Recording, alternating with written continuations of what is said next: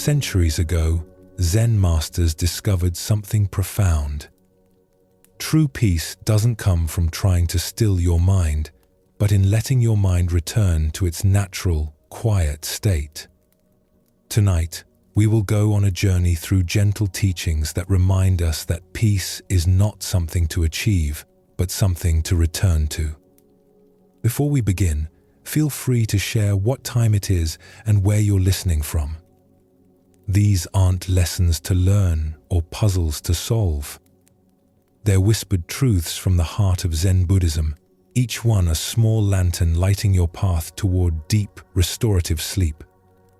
There's no right way to listen, no wisdom you need to grasp, no meaning you must find. Just moments of presence, flowing from one quiet story to the next, each one drawing you deeper into the spaciousness that lives beneath all your thoughts. So settle in now. Let your shoulders drop, let your jaw soften. Just relax and listen. At a mountain monastery known for its rigorous training, 2 monks had been assigned to share the daily practice of walking meditation. The monastery's meditation path had been built many years earlier, constructed from thousands of old bricks that had been donated by local villagers. Over the decades, weather and time had taken their toll on the walkway. Some bricks had become loose and wobbly, others had cracked or broken completely, and still others stuck out at odd angles, creating an uneven surface that required careful attention while walking. Every morning after their sitting meditation, the 2 monks would walk this path together in silence, practicing the slow, mindful movement that was an essential part of their spiritual training. The path circled through a beautiful garden area, past ancient trees and alongside a small stream, creating what could have been a peaceful and contemplative environment for practice. The first monk, however, found the condition of the path to be a constant source of irritation and distraction. Each morning as they began their walking meditation, he would start his internal commentary almost immediately. "This path is absolutely terrible," he would think to himself, his mind filling with criticism and complaint. "Why don't the monastery leaders fix these broken bricks? How can anyone be expected to practice mindfulness when you have to constantly worry about tripping over loose stones?" As he walked, his attention was consumed by cataloging every imperfection. Here was a brick that jutted up too high. There was a gap where a brick was missing entirely. Over there was a section that had settled too low, creating a small depression that collected water after rain. His walking meditation became an exercise in frustration and judgment rather than peaceful awareness. "This is completely unacceptable," he would continue his mental complaints. "I keep stumbling over these obstacles. How can anyone find inner peace or develop concentration in these conditions? The path is a disgrace to the monastery's reputation." His companion, the second monk, walked the same path each morning in complete silence. His face maintained a calm, focused expression, and his movements flowed with grace and careful attention. He seemed to navigate the uneven terrain with ease, never appearing frustrated or disturbed by the path's condition. After several weeks of sharing this practice, the first monk's frustration finally reached a breaking point. He could no longer contain his bewilderment at his companion's apparent contentment with such obviously inadequate conditions. "How can you possibly remain so calm and peaceful?" he asked his fellow monk after they had completed their morning walk. "This path is absolutely terrible. The broken bricks make it nearly impossible to meditate properly. How do you manage to practice with such a positive attitude when the conditions are so poor?" The second monk paused thoughtfully before responding, his voice gentle and understanding. "I think I see the source of our different experiences," he said with a slight smile. You are looking at this path as an obstacle to your spiritual practice. You see the uneven bricks as interference with your meditation, as problems that prevent you from developing mindfulness and inner peace. He gestured toward the walkway they had just completed. But I see this path itself as my spiritual practice. Every loose brick serves as a perfect reminder to pay complete attention to where I am and what I'm doing in this exact moment. Every uneven surface becomes an opportunity to practice balance, both physical and mental. Every challenging step requires me to be fully present and aware. The second monk continued with growing enthusiasm for his explanation. Because of this path's condition, I am forced to be completely mindful with every single step I take. I cannot walk here carelessly or let my mind wander to other concerns. The broken bricks demand my total presence and attention. Instead of seeing obstacles, I see countless opportunities to deepen my practice moment by moment. He looked directly at his confused companion. Rather than feeling frustrated by these conditions, I have actually become grateful for them. This imperfect path has taught me more about mindfulness and present moment awareness than any smooth, easy walkway ever could. It has become my greatest teacher. As the Buddha understood, we are what we think. All that we are arises with our thoughts. With our thoughts, we make the world. Here, we discover how profoundly our perception shapes our reality, transforming the same circumstances into either obstacles or opportunities. This ancient wisdom illuminates a fundamental truth about the relationship between external conditions and internal experience. The path was identical for both monks, the same loose bricks, the same uneven surfaces, the same challenging terrain. What differed completely was the frame of reference each monk brought to their encounter with these conditions. The first monk's suffering came not from the path itself, but from his resistance to the path as it was. He had a mental image of how a proper meditation path should be, smooth, level, predictable, and he measured the actual path against this ideal, finding it constantly lacking. His practice became a battle against reality rather than an engagement with what was actually present. Why do we so often expect our spiritual practice, our relationships, and our daily life to unfold under ideal conditions? We imagine that peace, growth, and happiness will come when circumstances align perfectly with our preferences. But as the second monk discovered, waiting for perfect conditions often means missing the profound teachings available in imperfect circumstances. This pattern appears throughout our lives in countless variations. We might postpone being happy until our job situation improves, our health gets better, or our relationships become easier. We delay contentment until the economy stabilizes, the weather gets nicer, or other people become more reasonable. In doing so, we miss the possibility of finding peace, growth, and even joy within current conditions, however challenging they might be. The broken bricks in the story represent all the imperfections in our daily experience that we typically see as problems rather than teachers. The difficult conversation that requires us to practice patience, the financial stress that invites us to examine our values, the physical pain that teaches us about impermanence, these challenges can become either sources of suffering or opportunities for awakening, depending on our perspective. Consider how this teaching might apply to your current challenges. Is there some area of your life where you're waiting for conditions to improve before you can be fully present and engaged?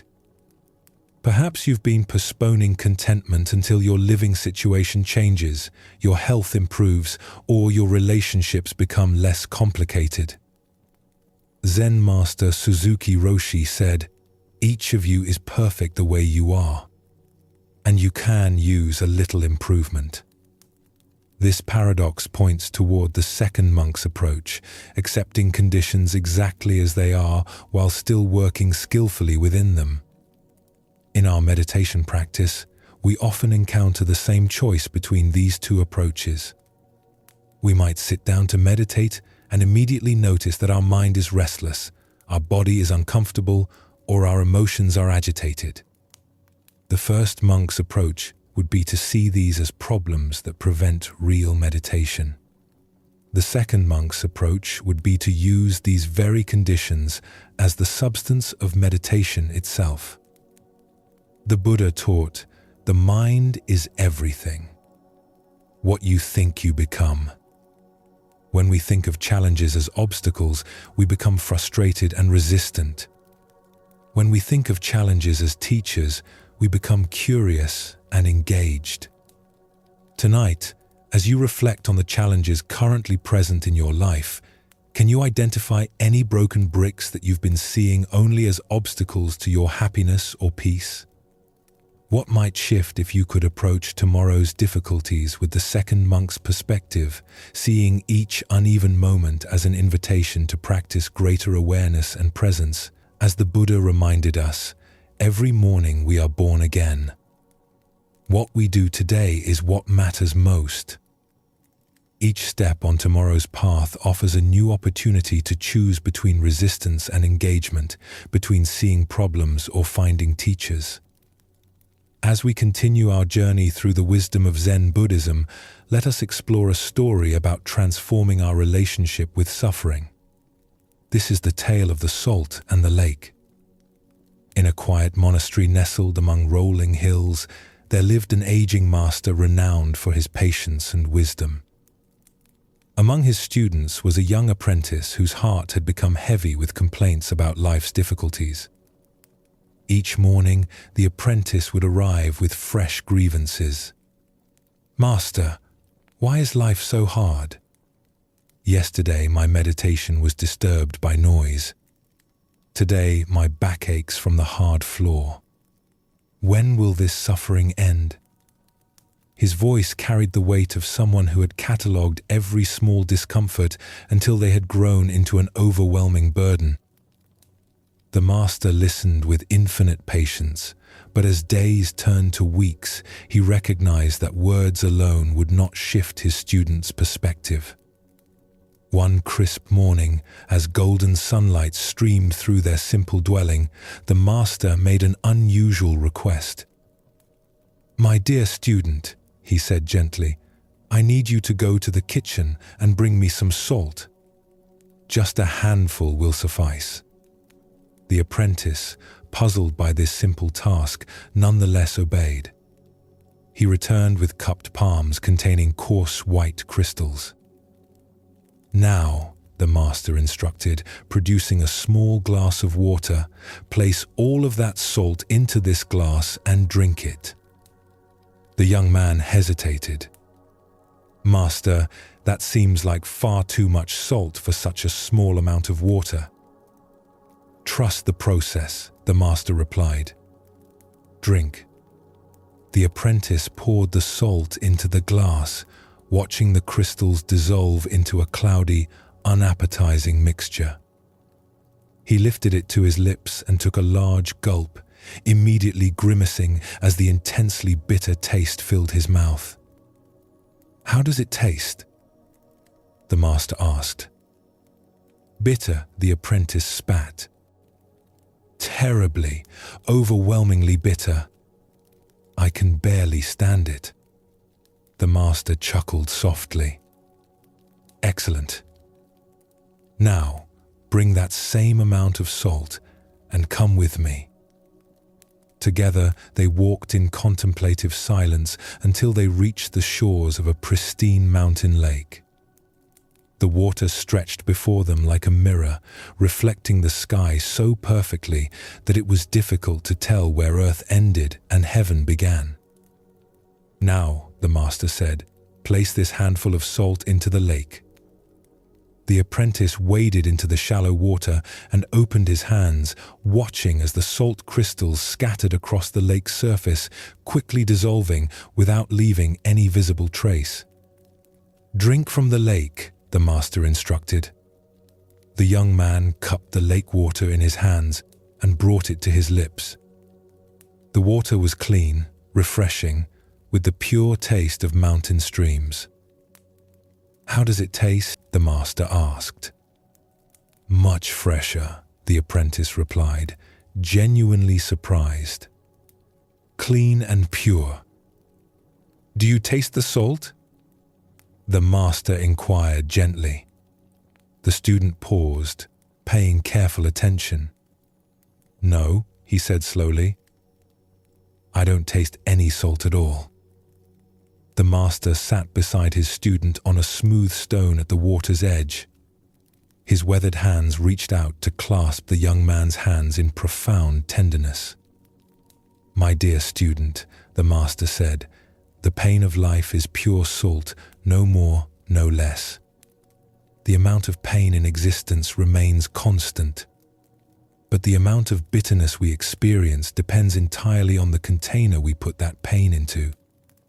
The apprentice listened with new understanding. "When you are in pain," the master continued, "the only thing you can truly control is your response. You can choose to be a small glass where every grain of salt overwhelms your senses. Or you can choose to enlarge your sense of things, to become like this vast lake where the same salt dissolves harmlessly into something much greater." The master paused. "Stop being a glass, my friend. Become a lake."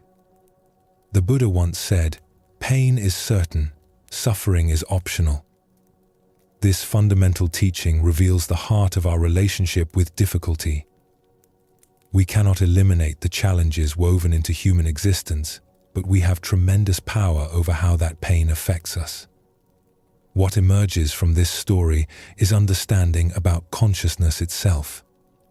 Our awareness is not fixed in size. It can contract into the narrow confines of a glass where every difficulty looms enormous. Or it can expand into the spaciousness of a lake where the same difficulties become manageable. Why do we often choose to be the glass rather than the lake? First is our tendency toward pain myopia, becoming so focused on discomfort that it fills our entire awareness. Second is our habit of story proliferation, taking a single painful event and creating elaborate narratives about how unfair life island. Third is the comparing mind, measuring our pain against an imaginary standard of how life should be. The lake perspective doesn't minimize genuine pain or suggest passivity. Rather, it offers a skillful way of relating to inevitable challenges that doesn't compound them with unnecessary suffering. From lake consciousness, we can respond to problems more creatively because we're not overwhelmed. Zen master Thich Nhat Hanh taught, "Thanks to impermanence, everything is possible."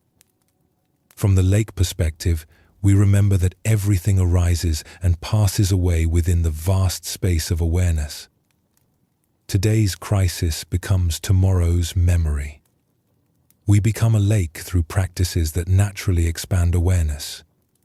Meditation teaches us to rest in spacious presence. Gratitude helps us notice experiences beyond immediate difficulties. Service reminds us that our pain is part of shared human experience. Tonight, as you reflect on current challenges, can you sense the difference between experiencing them from glass consciousness versus lake consciousness? What would it feel like to allow your awareness to expand beyond the immediate intensity of difficulties to include the vast context of this moment? As the Buddha taught, if you want to know your mind, sit down and observe it. If your mind is clear, happiness will come. The clarity he speaks of is not the absence of salt, but the spaciousness to hold it skillfully. In becoming lakes rather than glasses, we discover that pain can become a gateway to deeper compassion and freedom. Now, let us explore a story about the difference between superficial understanding and lived wisdom. This is the tale of following the stream. In the heart of a vast wilderness, where towering pines stretched toward endless sky, two city dwellers found themselves completely lost. They had ventured into the high timber for what was supposed to be a simple day hike, but overconfidence and poor preparation had led them far from any familiar trail. For a day and a night, they wandered through the dense forest, their anxiety growing with each passing hour. The comfortable urban world they knew seemed impossibly distant. Every tree looked the same, every path led to another confusing intersection, and their sense of direction had completely abandoned them. Just as panic was beginning to set in, they stumbled upon an old hermit sitting peacefully beside a small clearing. His weathered face spoke of years spent in solitude, and his calm presence offered immediate comfort to the desperate travelers. "How do we find our way back to civilization?" they asked urgently, their voices carrying the desperation of people who had exhausted their own resources. The hermit looked at them with kind eyes that seemed to see more than their immediate predicament.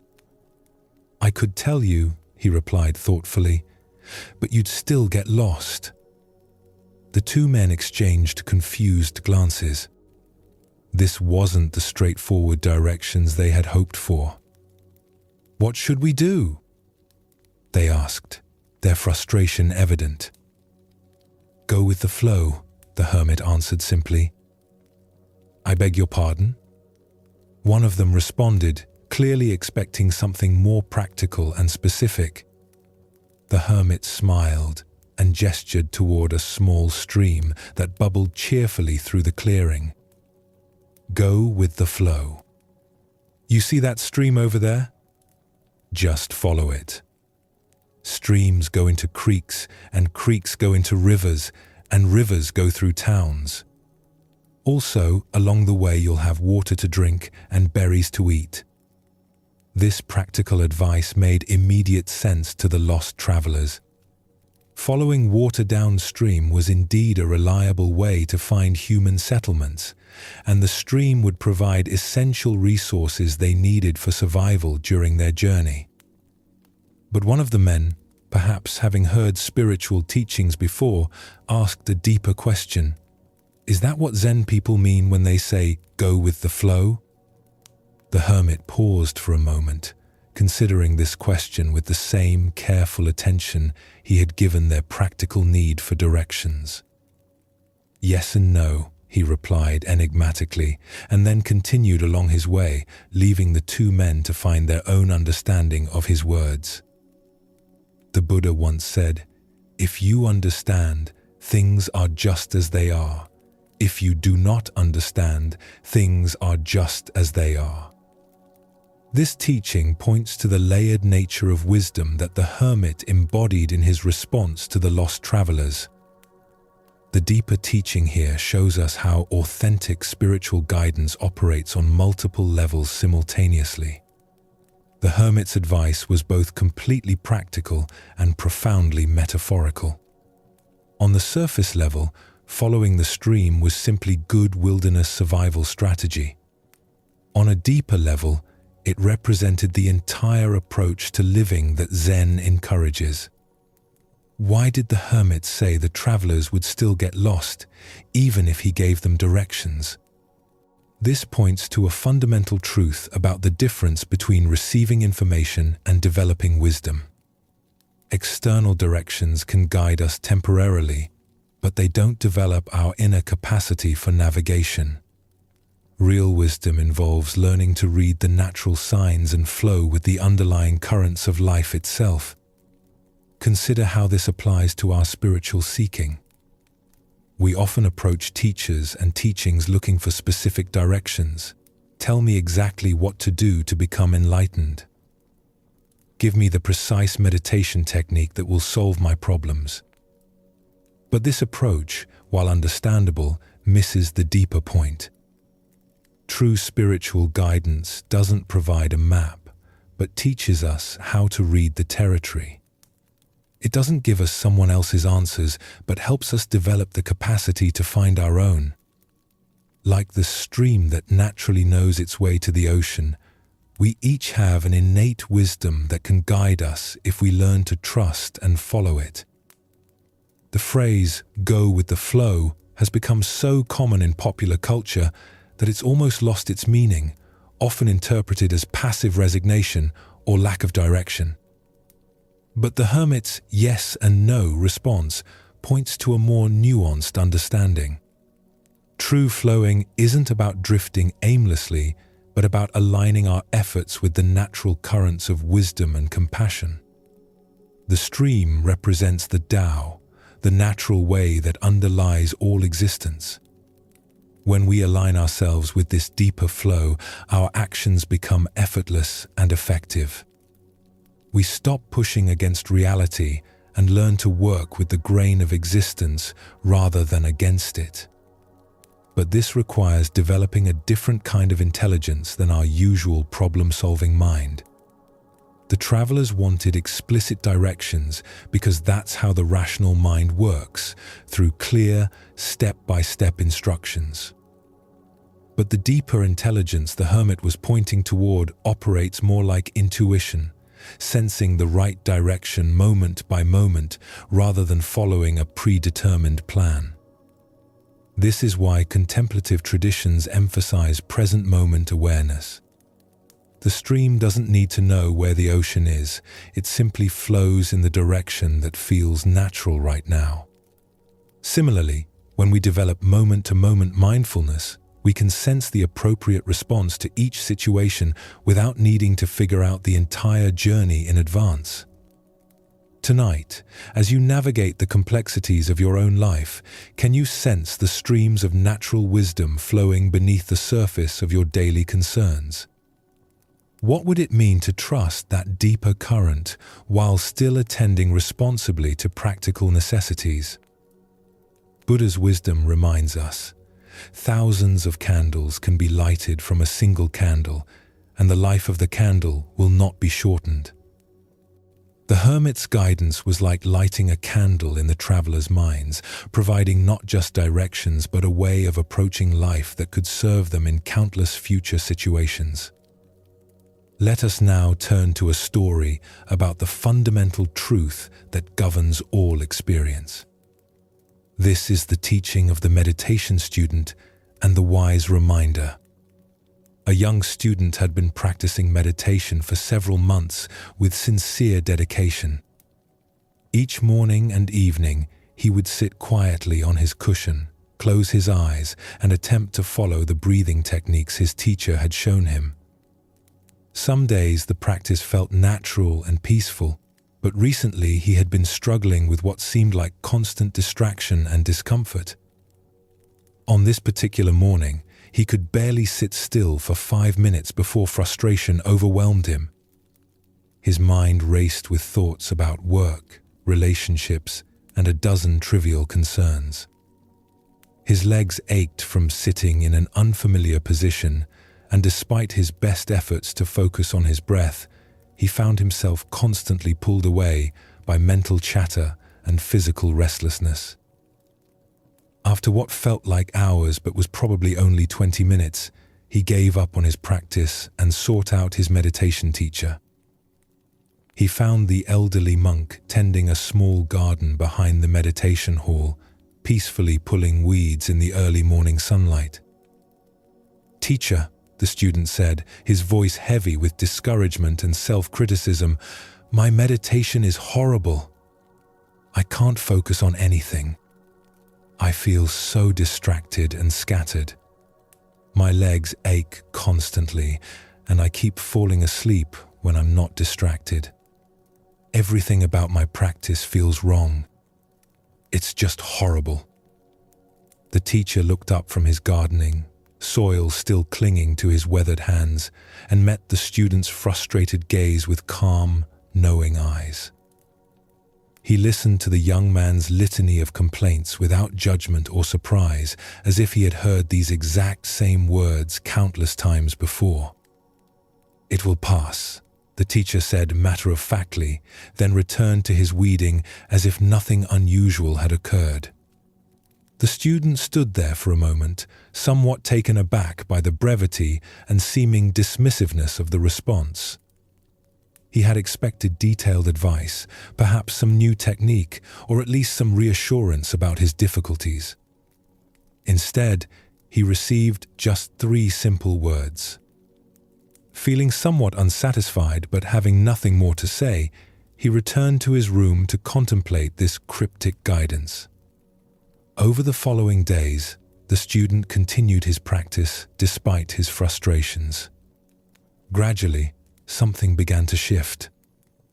The intense distractions started to subside, his body adjusted to the sitting position, and moments of genuine peace began to emerge between the chaos of thoughts.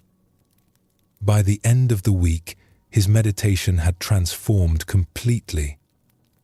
Excited by this positive change, he once again sought out his teacher, this time finding him sweeping leaves from the temple courtyard. The student's face glowed with enthusiasm and relief. "Teacher," he exclaimed, "my meditation is wonderful now. I feel so aware, so peaceful, so alive during my practice. My mind is clear, my body is comfortable, and I'm experiencing the most beautiful states of consciousness. Everything about my meditation is just wonderful." The teacher paused in his sweeping, looked at the student with the same calm expression he had worn the week before, and gave exactly the same response. "It will pass." This time the student heard the deeper teaching. His excitement about his wonderful meditation began to transform into something subtler, not disappointment, but understanding. He realized that his teacher was pointing to something fundamental about the nature of all experience, not just meditation. Buddha's wisdom tells us, "This too shall pass." The heart of this lesson lies in understanding the impermanent nature of all phenomena, both pleasant and unpleasant, both the experiences we cling to and those we try to escape. Why do we struggle so intensely with the changing nature of our experience? Zen Buddhism reveals that much of our suffering comes from our resistance to impermanence, our desperate attempts to hold on to pleasant states, and our equally desperate attempts to escape unpleasant ones. We exhaust ourselves trying to control what is essentially uncontrollable. The student's meditation experiences, both horrible and wonderful, were equally temporary. His teacher's consistent response pointed to a deeper stability that exists beneath the constantly changing surface of experience. This isn't the stability of unchanging conditions, but the stability of awareness itself, the space in which all changing experiences arise and pass away. Consider your own relationship with the ups and downs of daily life. How much energy do you spend trying to perpetuate good moods, successful periods, or comfortable circumstances?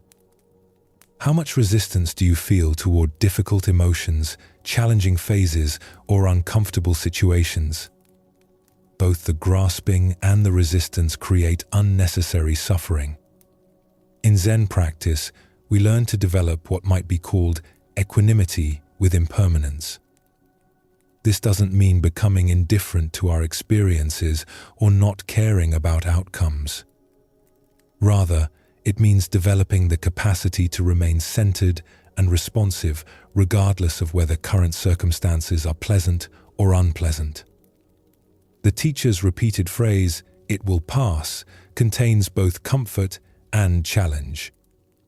It offers comfort during difficult times by reminding us that no painful state lasts forever. It challenges us during pleasant times by preventing us from building our identity around temporary successes or peak experiences. Zen master Suzuki Roshi taught, Each of you is perfect the way you are, and you can use a little improvement. This paradox points to the same truth the meditation teacher was sharing. We can fully appreciate and engage with our current experience while simultaneously holding it lightly, knowing it will inevitably change. Look deeply at your own patterns of attachment and aversion. Where in your life are you trying to make permanent what is naturally temporary? Where are you exhausting yourself fighting against conditions that will shift on their own if you simply allow them to run their natural course? The Buddha said, "All conditioned things are impermanent. Strive on with diligence." This teaching invites us to pour ourselves wholeheartedly into life while simultaneously holding all outcomes lightly. We can care deeply about our practice, our relationships, our work, and our growth, while remembering that all forms and experiences are temporary visitors in the space of awareness. This understanding transforms how we relate to both success and failure, both pleasure and pain. Instead of being thrown around by the inevitable fluctuations of life, we can find our stability in the awareness that remains constant while everything else changes. Tonight, as you notice whatever states of mind and body are present, whether comfortable or uncomfortable, pleasant or unpleasant, clear or confused, can you remember the meditation teacher's simple wisdom? Can you hold your current experience fully while simultaneously knowing that it, like everything else, will pass? As the Buddha observed, just as the great ocean has one taste, the taste of salt, so also this teaching has one taste, the taste of liberation. The taste of liberation is found not in achieving permanent, pleasant states, but in discovering the freedom that comes from dancing gracefully with the ever-changing nature of existence itself. Now, let us explore a story about the patient path to wisdom and the paradox of urgent seeking. This is the teaching of the one-eyed student. In a peaceful valley surrounded by cherry trees, a young man had heard stories of a renowned Zen master whose students achieved profound realization through diligent practice. Filled with spiritual ambition and eager to transform his life, the young seeker traveled many days to reach the master's monastery, his mind burning with determination to attain enlightenment as quickly as possible. When he finally arrived, dusty from the road and bright with enthusiasm, he immediately sought an audience with the master. The old teacher received him in a simple room overlooking a garden where monks moved slowly among vegetables and flowers, their movements unhurried and graceful. "Master," the young man said, bowing earnestly, "I have come to study Zen with complete dedication. I am willing to work harder than anyone has ever worked before. Tell me, if I apply myself with absolute diligence and unwavering effort, how long will it take for me to find Zen?" The master sat quietly for a long moment, watching the young man's eager face, noting the tension in his shoulders and the urgent energy that radiated from his posture. Finally, he replied thoughtfully, 10 years. The student's eyes widened with surprise. 10 years seemed like such a long time when enlightenment felt so urgent, so necessary for his happiness. Surely, with the right approach, the process could be accelerated. "But Master," he said, leaning forward intently, "what if I work very, very hard and really apply myself to learn fast? What if I meditate longer than the other students, study more texts, practice more intensively? How long then?" The master considered this with the same careful attention, then replied calmly, "Well, 20 years. The young man's face showed his confusion and growing frustration. This made no sense at all. How could greater effort result in slower progress? Perhaps the master hadn't understood the depth of his commitment. "But master, I don't think you understand how serious I am about this," he said, his voice rising slightly with urgency. "What if I really work at it? What if I dedicate every waking moment to practice, sleep only when absolutely necessary, and push myself beyond all normal limits? Surely then I could achieve realization much faster. How long would it take then?" 30 years, the master replied without hesitation. By now, the student was completely bewildered and increasingly agitated. Nothing the master said made sense according to his understanding of how learning worked. In every other area of life, music, martial arts, scholarship, harder work produced faster results. Why should spiritual practice be different? "Master, I do not understand," he said, no longer able to hide his disappointment and confusion. "Each time that I say I will work harder, you say it will take me longer. This seems completely backwards. Why do you say that?"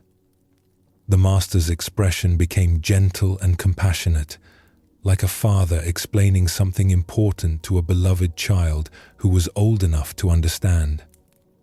"When you have one eye on the goal, you only have one eye on the path," the master explained quietly. Ancient Buddhist wisdom tells us, the journey of 1,000 miles begins with one step. What emerges from this story is a profound teaching about the nature of spiritual progress and the paradox of goal-oriented seeking. Why does intense goal fixation actually slow our spiritual development? Zen Buddhism reveals several ways that excessive focus on attainment creates obstacles to realization. First is the problem of divided attention. When part of our consciousness is constantly measuring progress toward an imagined destination, we cannot fully inhabit the present moment practices that actually cultivate awakening. Consider learning to play a musical instrument. If you spend half your practice time obsessing about when you'll be good enough to perform publicly, that energy isn't available for the careful attention to finger placement, rhythm, and tone that develops skill. The music emerges through complete absorption in the present moment relationship between musician and instrument, not through anxious projection toward future competence. Second is what Zen calls gaining mind, the subtle grasping that turns spiritual practice into a transaction. When we practice meditation to get enlightenment, study texts to accumulate wisdom, or cultivate compassion to become better people, we're approaching the path as consumers rather than participants. This gaining mind creates a fundamental split between who we think we are now and who we imagine we need to become. The Buddha said, "What you are looking for is where you are looking from." This profound teaching points to the very heart of the master's lesson. Zen is not something we attain, but something we recognize. It's not a destination we reach, but the very awareness with which we walk the path. This ancient wisdom illuminates why urgent spiritual seeking often becomes self-defeating. When we're frantically pursuing enlightenment, we're operating from the assumption that our present experience is somehow inadequate or incomplete. But Zen teaches that the seeking mind itself is the very awareness we're seeking to find. Look deeply at your own experience of learning and growth. Haven't your most profound insights often come when you weren't actively trying to have insights? Perhaps while walking in nature, washing dishes, or simply sitting quietly without agenda. These moments of natural awareness reveal what the master was pointing toward, that wisdom emerges when we stop dividing our attention between here and there, now and then.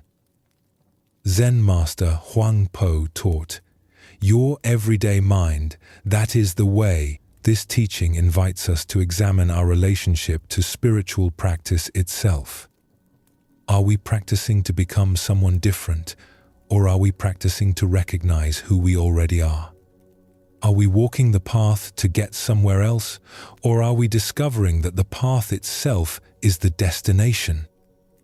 The student's error wasn't his desire for realization, but his assumption that it existed somewhere other than in his present moment experience.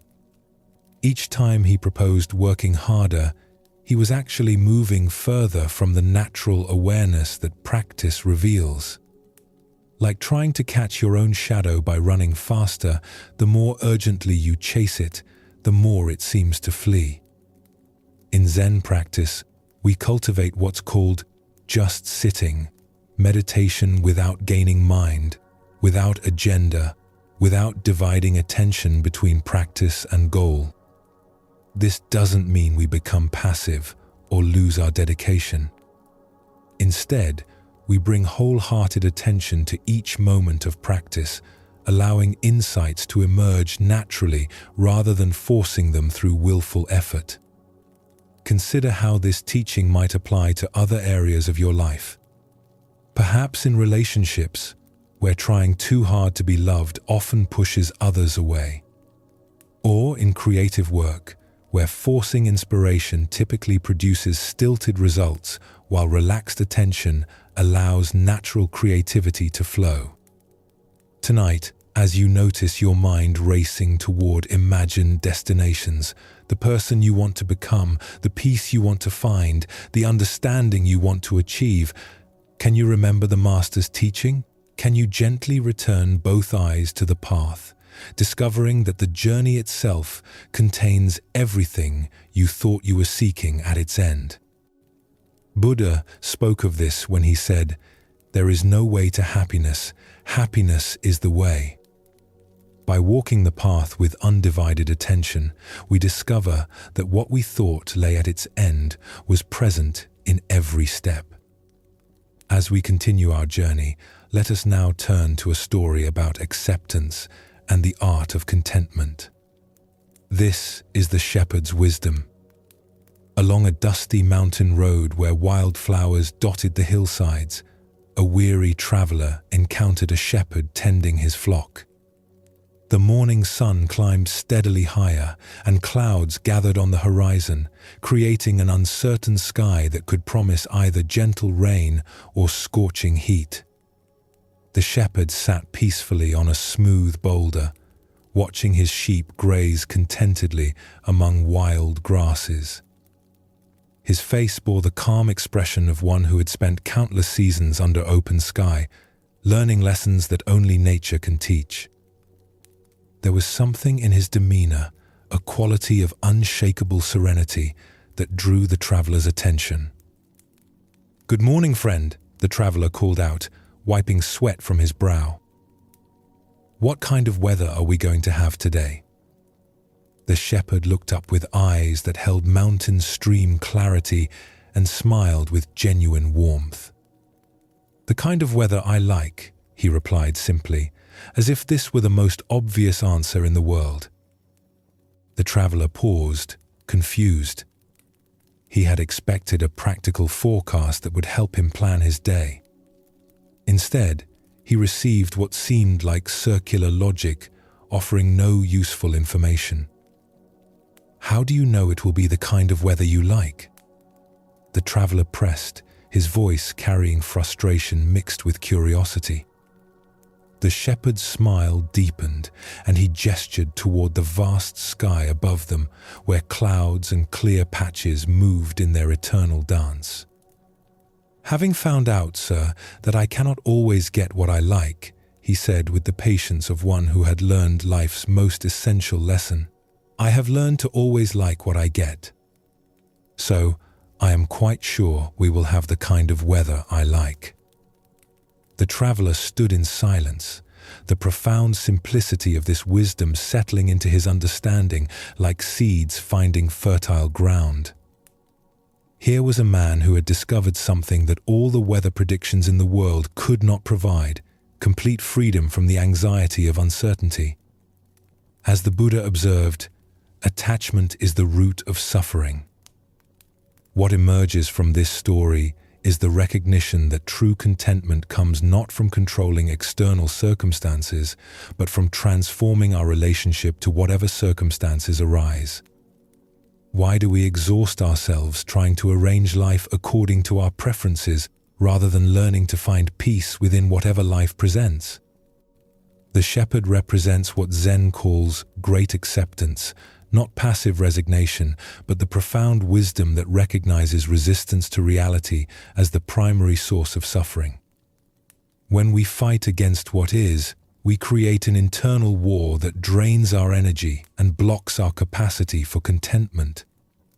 When we learn to align ourselves with reality as it unfolds, we discover the tremendous peace that comes from swimming with the current rather than against it. Consider how much mental and emotional energy we spend each day resisting circumstances beyond our control. Traffic jams, weather that doesn't match our plans, people who don't behave as we think they should.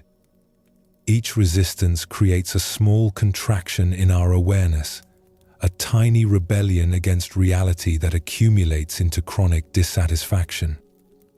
The shepherd's approach doesn't mean becoming passive or ceasing to have preferences. We can still hope for sunny days while fully accepting rainy ones. We can work toward goals while finding peace when outcomes differ from expectations. The key lies in holding our preferences lightly, rather than allowing them to determine our contentment. Zen master Sung Tan wrote, "The great way is not difficult for those who have no preferences."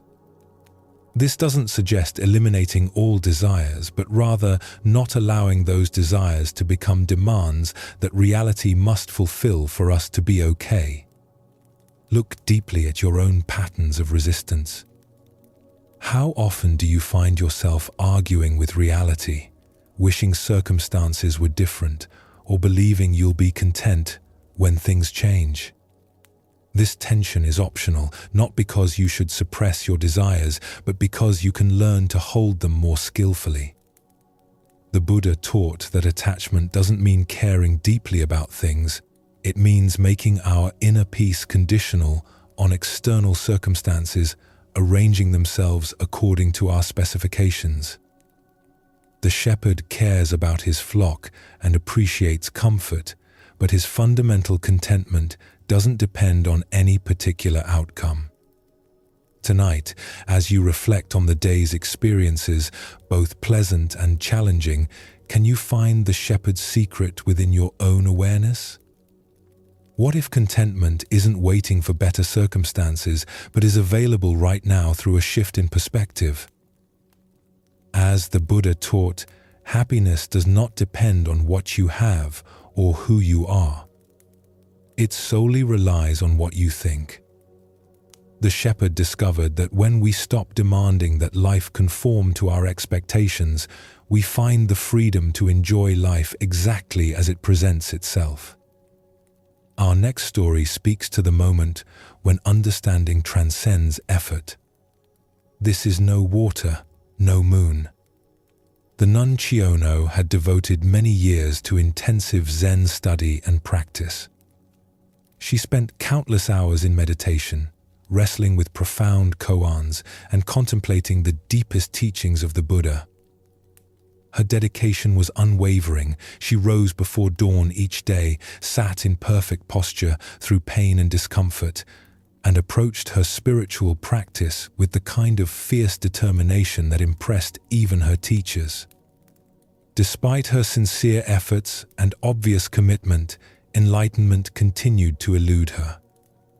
She could understand the concepts intellectually, speak eloquently about emptiness and non-duality, and even guide other students through basic meditation techniques. But the final breakthrough, the direct realization that would transform her understanding completely, remained just beyond her grasp. Years passed this way. Chiono began to feel a growing frustration with her practice.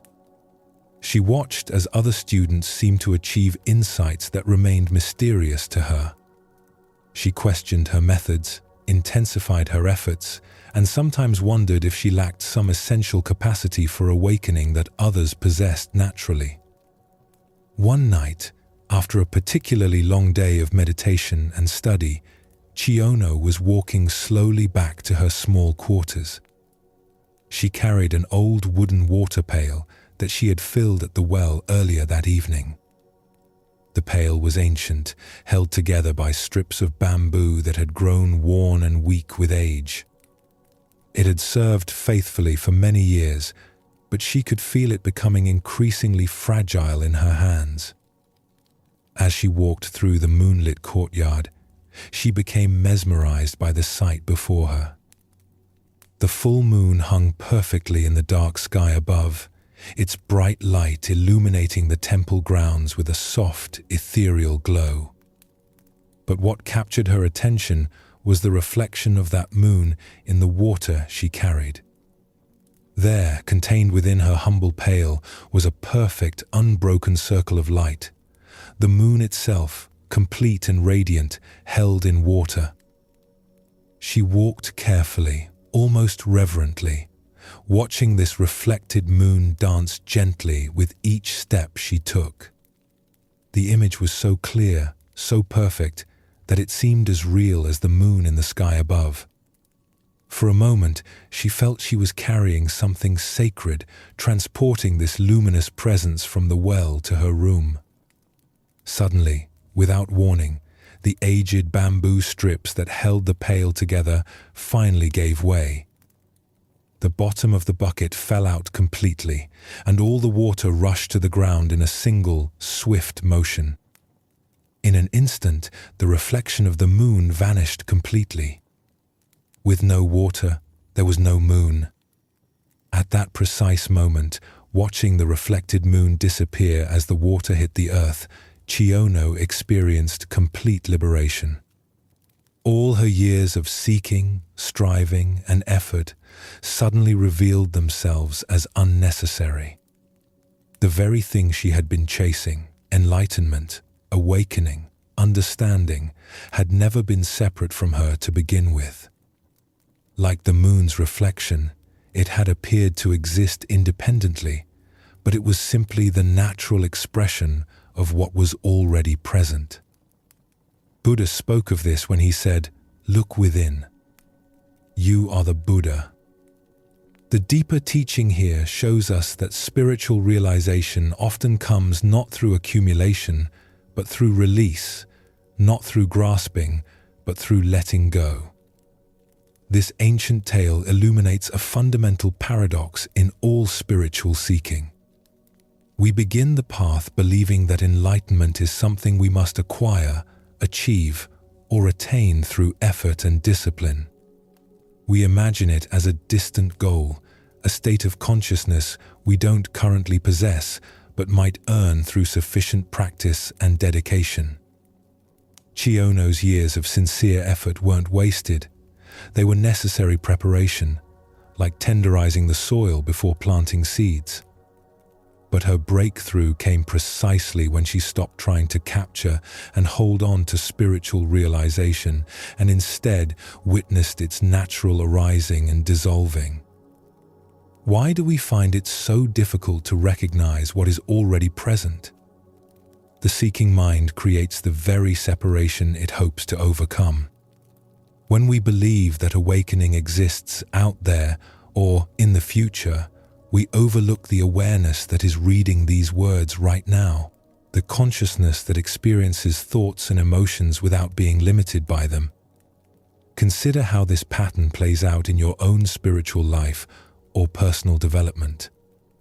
Do you sometimes feel like you're chasing insights, trying to grasp peace, or working to achieve a state of mind that seems just beyond reach? The very effort to capture these experiences can prevent us from recognizing that the awareness capable of seeking is already what we're seeking. This doesn't mean abandoning all spiritual practice or personal growth efforts. Chiono's years of discipline created the conditions for her realization. But it does point toward a different relationship with practice, engaging wholeheartedly while holding the results lightly, like carrying water that might spill at any moment. Zen master Bankei expressed this understanding when he said, "The unborn is the Buddha, mind itself." When you have realized this fact, the Buddha mind with which you were born from your mother has done the Buddha's work from the very beginning. What we're seeking in meditation, therapy, or personal growth is the recognition of what was never absent. The water and moon in the story represent the apparent duality between seeker and sought, between the ordinary mind and the awakened mind. As long as we believe these are separate, that the moon exists independently in the water, we try to protect and preserve our spiritual experiences. But when the container breaks, we discover that the separation was illusory. This teaching extends beyond formal spiritual practice into every area of life where we chase happiness, success, or fulfillment, as if these were objects to be acquired rather than expressions of our true nature. The perfect relationship, the ideal job, the peaceful state of mind, these are often reflections we try to capture and hold, not recognizing that their essence is already present in our capacity to appreciate and seek them. In Zen practice, we learn to trust the process of natural unfolding rather than forcing insights or demanding particular experiences. Sometimes the most profound understanding comes when we stop trying so hard to understand, when we let the bottom fall out of our containers and allow our carefully constructed spiritual images to dissolve. The Buddha taught, "The one who has conquered himself is a far greater hero than he who has defeated 1,000 times 1,000 men." The conquest Kyono achieved was not victory over ignorance, but recognition that the battle itself was based on a misunderstanding. Tonight, as you reflect on your own seeking and striving, can you imagine what it might feel like to let the bottom fall out of your spiritual container? What would happen if you stopped trying to capture and hold on to your insights and instead trusted the natural wisdom that already animates your seeking? As the Buddha reminded us, within you there is a stillness and a sanctuary to which you can retreat at any time and be yourself. Perhaps what we're looking for has been looking through our eyes all along. Let us now explore a story about the invisible burdens we carry through life. This is the tale of the empty backpack. In a serene monastery garden, where morning dew glistened on carefully tended paths, a young seeker approached his teacher with a question weighing heavily on his heart. His eyes reflected both determination and confusion as he bowed respectfully. "Master," he said, "I wish to understand my path on earth better. Why do I seem to carry my past and relive it again and again? Why can't I get past my past?" The master studied the young man with compassionate eyes, then gestured toward an intricate maze of translucent silk panels shimmering in the garden's filtered sunlight. "Go forward into the maze," he said, reaching for a leather backpack. "But carry this as you walk. It will help you stay focused. Be careful though, as it is quite heavy." The young man accepted the backpack, initially surprised by how easily the master handed it over. But the moment it settled into his grasp, he gasped. The weight was extraordinary, forcing him to bend forward as he struggled toward the maze. Inside the silken labyrinth, he immediately encountered solid walls. Through the translucent material, he could see other seekers navigating their paths like distant ghosts. No matter which direction he turned, every path seemed blocked. Exhausted, he sat down to think.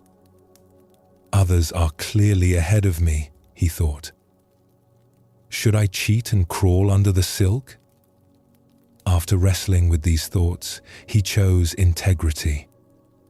As he stood with renewed resolve, an opening magically appeared. Progress felt rewarding until he faced another wall. This time, good intentions yielded no results. The backpack's weight became unbearable, cutting into his shoulders. What could be so heavy yet feel so soft? Overcome with curiosity, he removed the pack and peered inside. It was completely empty. Yet when he lifted it again, the weight remained undeniable. As he placed it back on his shoulders, a voice whispered clearly, "Look inside of you, young man, for the weight lies there." Suddenly, memories flooded his consciousness. His childhood tormentors, accumulated hurts and resentments carried for years. As he relived each painful experience, the backpack grew heavier. Then understanding dawned, "I am the weight. I carry the burden of that which troubles me." With this insight, he began the work of forgiveness. "I forgive you wherever you are," he found himself saying. Immediately, the pack lightened and new pathways opened. As sunlight warmed his face and he remembered moments of love, the weight continued diminishing until the backpack felt weightless. Finally, surrounded by solid silk walls, he sat in meditation. "I am the light and the way." I recognized that I was the impediment, not anyone else. At these words, his feet began rising from the earth. He floated above the maze, seeing how others remained trapped by darkness in their own packs. With a thought, he found himself beside his teacher outside the labyrinth. "Master," he said, his face radiant, "I discovered that my darkness caused my weight, and my lightness freed me to fly." The master smiled knowingly. "What do you feel, young one? Do you feel freed?" Without waiting for an answer, he walked away. Buddha's wisdom reminds us, holding on to anger is like grasping a hot coal with the intent of throwing it at someone else. You are the one who gets burned. This ancient teaching illuminates the profound truth revealed in the empty backpack story. We are the creators of our own burdens. What emerges from this tale is recognition that our past does not imprison us, our relationship to our past does. The young seeker discovered that suffering came not from what others had done, but from his unwillingness to release those experiences. The empty backpack represents the invisible weight of unprocessed emotions and unhealed wounds we carry through life. Why do we cling so tenaciously to our pain? First is our identification with wounds. We derive identity from grievances, thinking, "I am someone who was wronged," rather than, "I experienced wronging but am not defined by it." Second is our addiction to the familiar. Even painful emotions become comfortable because they're known. Third is our misunderstanding of forgiveness, believing it means condoning harmful behavior rather than freeing ourselves from resentment's prison. Consider how this plays out daily. The colleague who received credit for your idea still triggers anger. The parent who criticized you decades ago still influences your self-talk. Each is an invisible item in your backpack, weighing you down. Zen teacher Jack Cornfield taught, "Forgiveness is giving up all hope of having had a different past." We cannot change what happened, but we can change our relationship to what happened. The energy spent maintaining grievances could be redirected toward creating the life we actually want. The floating represents lightness available when we release psychological burdens. This isn't about bypassing pain, but processing experiences fully and choosing freedom over familiarity, growth over grievance. Tonight, as you prepare for rest, What invisible weight might you be carrying? Perhaps it's time to examine what you've been holding on to and ask, does this serve my highest good, or is it time to set it down? As the Buddha taught, you yourself, as much as anybody in the entire universe, deserve your love and affection. The path to freedom begins with radical self, forgiveness and willingness to travel light through life's inevitable challenges. Now, let us explore a story about the weight of our thoughts. This is the stone mind. Master Hogan was walking peacefully through the monastery garden with one of his most earnest students on a warm afternoon. The garden was a place of contemplation, carefully designed with winding paths that led past ancient trees, small ponds, and carefully arranged rocks that had been placed by previous generations of monks to inspire reflection and meditation. As they strolled along one of the main pathways, the student's attention was drawn to a particularly large boulder that sat prominently near the center of the garden. This stone was massive, perhaps the size of a small building, and had been there for so many years that moss had grown across its surface and small plants had taken root in its crevices. It was clearly a permanent and substantial feature of the monastery grounds. The student had been studying Buddhist philosophy intensively and was eager to demonstrate his understanding of the teachings he had been learning. He saw in this prominent stone an opportunity to engage his master in a philosophical discussion that would reveal his grasp of complex metaphysical concepts. Pointing directly at the large rock, the student posed what he believed was a sophisticated question that would invite profound dialogue about the nature of reality and consciousness. "Master," the student said with the confidence of someone who had spent considerable time thinking about abstract spiritual matters, "the sutras teach us that all phenomena ultimately exist within consciousness, that everything we perceive is, in the deepest sense, a manifestation of mind itself. Given this fundamental teaching about the nature of reality, would you say that this large stone is inside my mind, or would you say it exists outside of my mind as a separate object?" The student stood there expectantly, clearly proud of his question and anticipating a lengthy philosophical discourse about the relationship between consciousness and material reality. He had framed his inquiry in terms of classical Buddhist metaphysics, touching on some of the most sophisticated concepts in the tradition regarding the nature of perception and the ultimate ground of existence. Master Hogan paused for a moment, looking at his student with the calm, penetrating gaze that characterized his teaching style.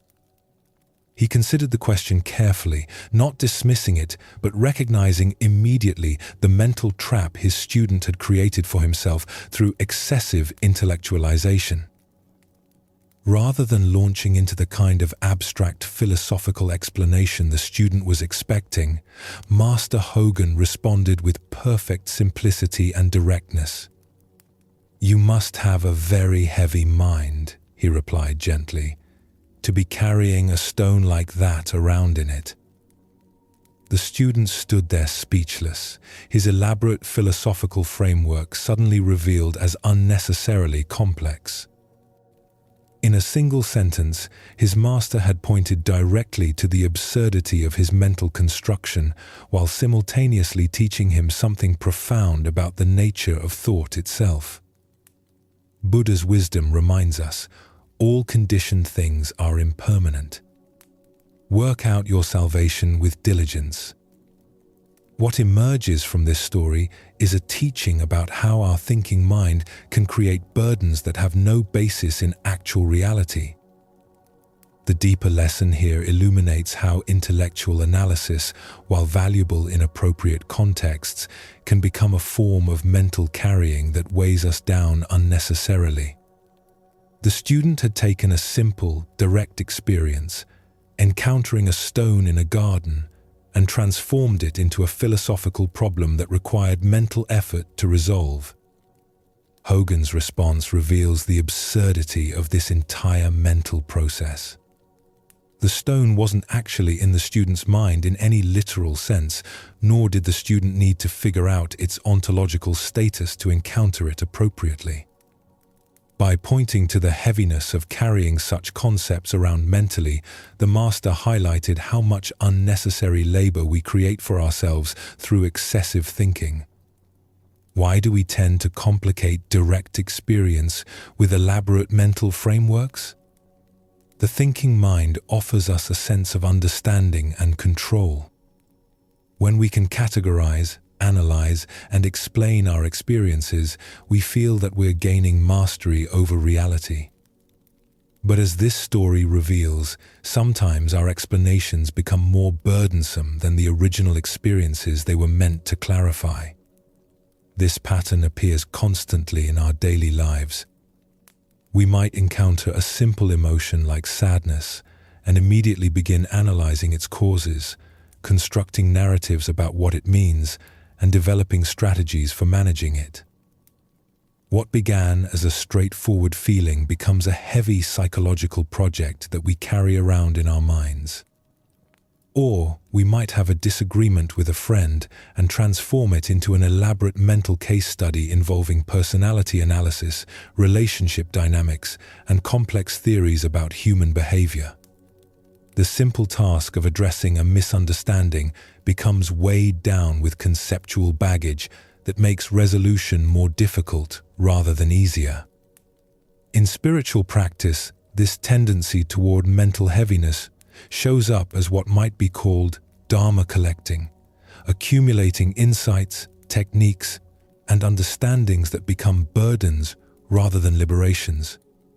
We might study meditation for years while creating an increasingly complex internal library of spiritual concepts that we carry around rather than simply sitting quietly and breathing. Zen Master Yunmen said, "Every day is a good day." This points toward the possibility of meeting each moment directly without the mental weight of excessive interpretation or analysis. The stone in the garden was simply a stone, an object to be appreciated, perhaps sat upon, or simply noticed and passed by. It didn't require philosophical categorization to be encountered appropriately. Hogan's teaching method was particularly skillful because he didn't dismiss his student's question as wrong or inappropriate. Instead, he pointed to the practical consequence of thinking in such abstract terms, the heaviness it creates in our mental experience. By using the metaphor of carrying physical weight, he made the burden of excessive thinking tangible and obvious. This teaching doesn't advocate for abandoning all thinking or philosophical inquiry. Intellectual understanding has its place and value, but it does point toward distinguishing between useful thinking that serves practical purposes and mental elaboration that creates unnecessary complexity and burden. Sometimes, the most profound spiritual insight is recognizing that we don't need to understand everything intellectually. We can encounter a beautiful sunset without analyzing the physics of light refraction. We can feel love for someone without constructing elaborate theories about the nature of human connection. We can sit in meditation without carrying around complex ideas about enlightenment. The Buddha taught simplicity, patience, compassion. These three are your greatest treasures. Hogan was pointing his student toward the treasure of simplicity, the relief that comes from setting down mental weights we never needed to pick up in the first place. Tonight, as you prepare for rest, notice if you're carrying any stones around in your mind, complex worries about future scenarios, elaborate interpretations of past events, or sophisticated analyses of your current circumstances. What would it feel like to simply set these mental burdens down, even temporarily? As the Buddha reminded us, peace comes from within. Do not seek it without. Sometimes the deepest peace comes not from finding better thoughts to think, but from recognizing that we don't need to carry so many thoughts at all. Let us keep going on our journey. The following story reveals the difference between helping and holding on. This is the lesson of the two monks and the woman at the river. Two monks were traveling together along a mountain path, making their way to a distant monastery where they planned to continue their studies. Both were dedicated practitioners who had taken strict vows as part of their spiritual training, including a vow to avoid all physical contact with women. This wasn't born from disrespect, but from their understanding that such discipline helped maintain focus on their spiritual development. As they approached a swollen river where the usual bridge had been damaged by recent storms, they encountered a young woman standing uncertainly at the water's edge. The current was strong and treacherous, filled with debris from the mountain runoff, and she was clearly afraid to attempt crossing alone. "Please, honored monks," she called to them, "could one of you help me cross this dangerous water? I'm not strong enough to make it safely on my own." One of the monks immediately tensed, his mind racing through their monastic rules and the potential complications of this situation. Physical contact with women was explicitly forbidden, and he began formulating explanations for why they couldn't help, perhaps suggestions for alternative solutions that wouldn't require breaking their vows. The other monk, however, took one look at the woman's predicament and the genuine danger she faced and made a different choice. Without hesitation or lengthy deliberation, he walked to her side and gently lifted her onto his shoulders. He carried her carefully across the treacherous current, ensuring her safety with each step, and set her down gently on the far bank. "Thank you so much," she said gratefully, bowing to both monks before continuing on her way.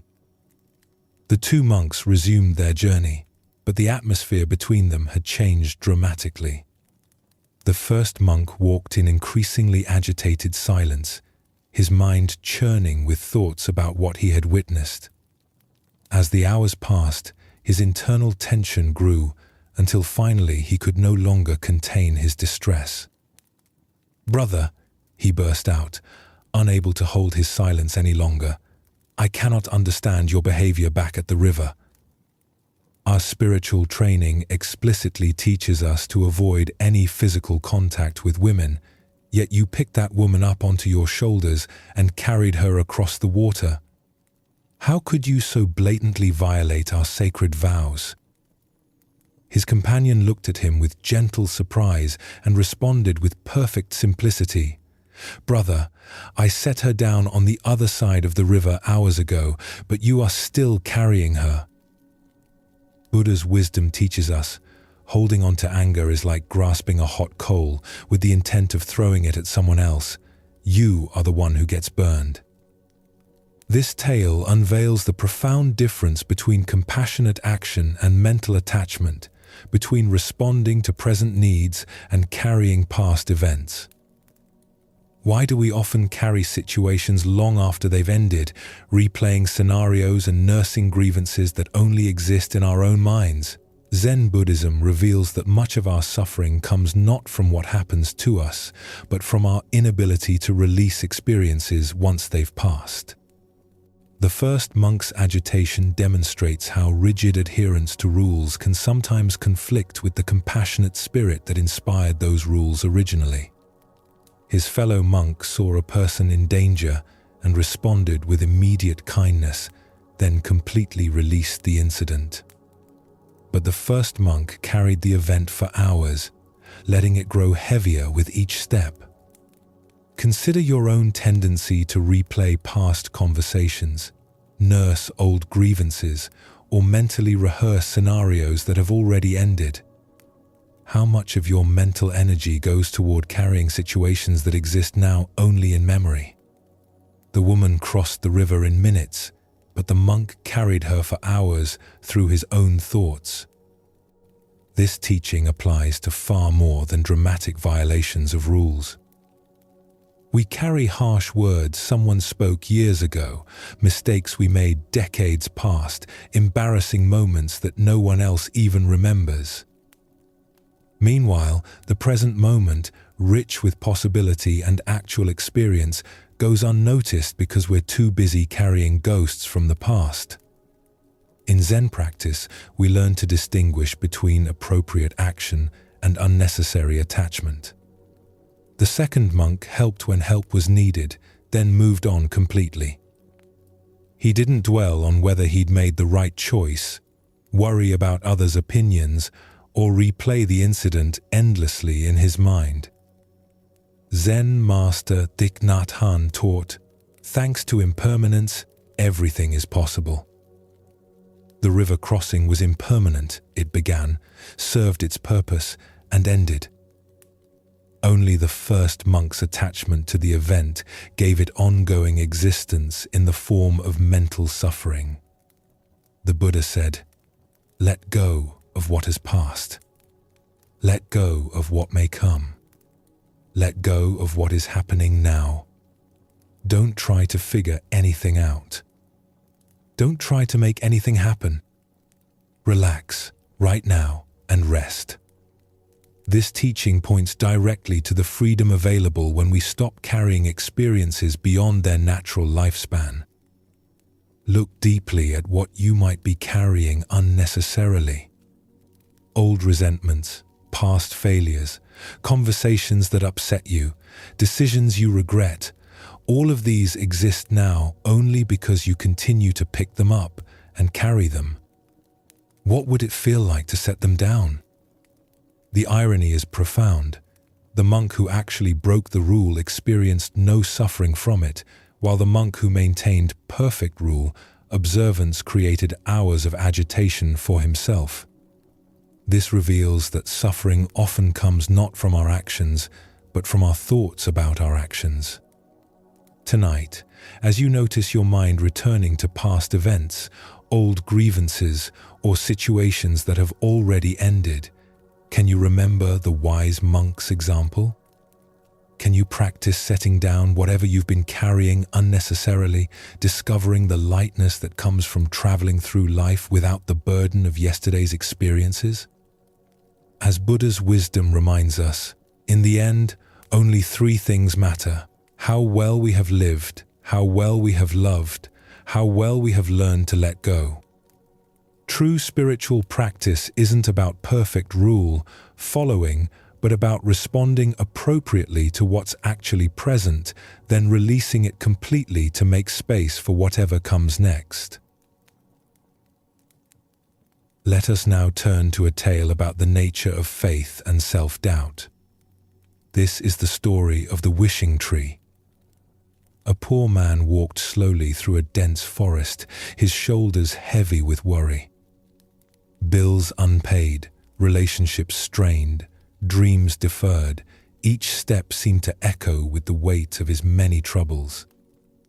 The canopy above filtered the sunlight into gentle patterns on the forest floor, but he noticed none of this beauty.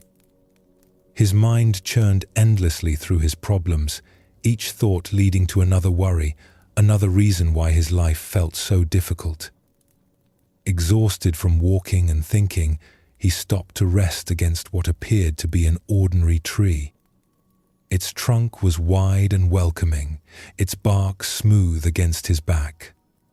As he leaned there, catching his breath, he realized how thirsty he had become.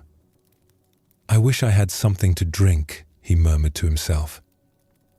Instantly, as if materializing from thin air, a cup of cool, clear water appeared in his hand. He stared at it in disbelief, turning the cup this way and that, examining it for some trick or illusion. The water looked pure, inviting. Tentatively, he brought it to his lips and drank. It was the most refreshing water he had ever tasted, cool and sweet, exactly what his parched throat needed. "That was strange," he said aloud, but his stomach chose that moment to growl with hunger. Almost without thinking, he wished for food. A simple but nourishing meal appeared before him on a wooden plate: fresh bread, ripe fruit, and vegetables that looked as if they had just been harvested. The aroma made his mouth water. He ate slowly, marveling at each bite. "My wishes are being granted," he whispered in amazement. The realization sent a thrill through his entire body. "Well then," he said with growing excitement, "I wish for a beautiful home of my own."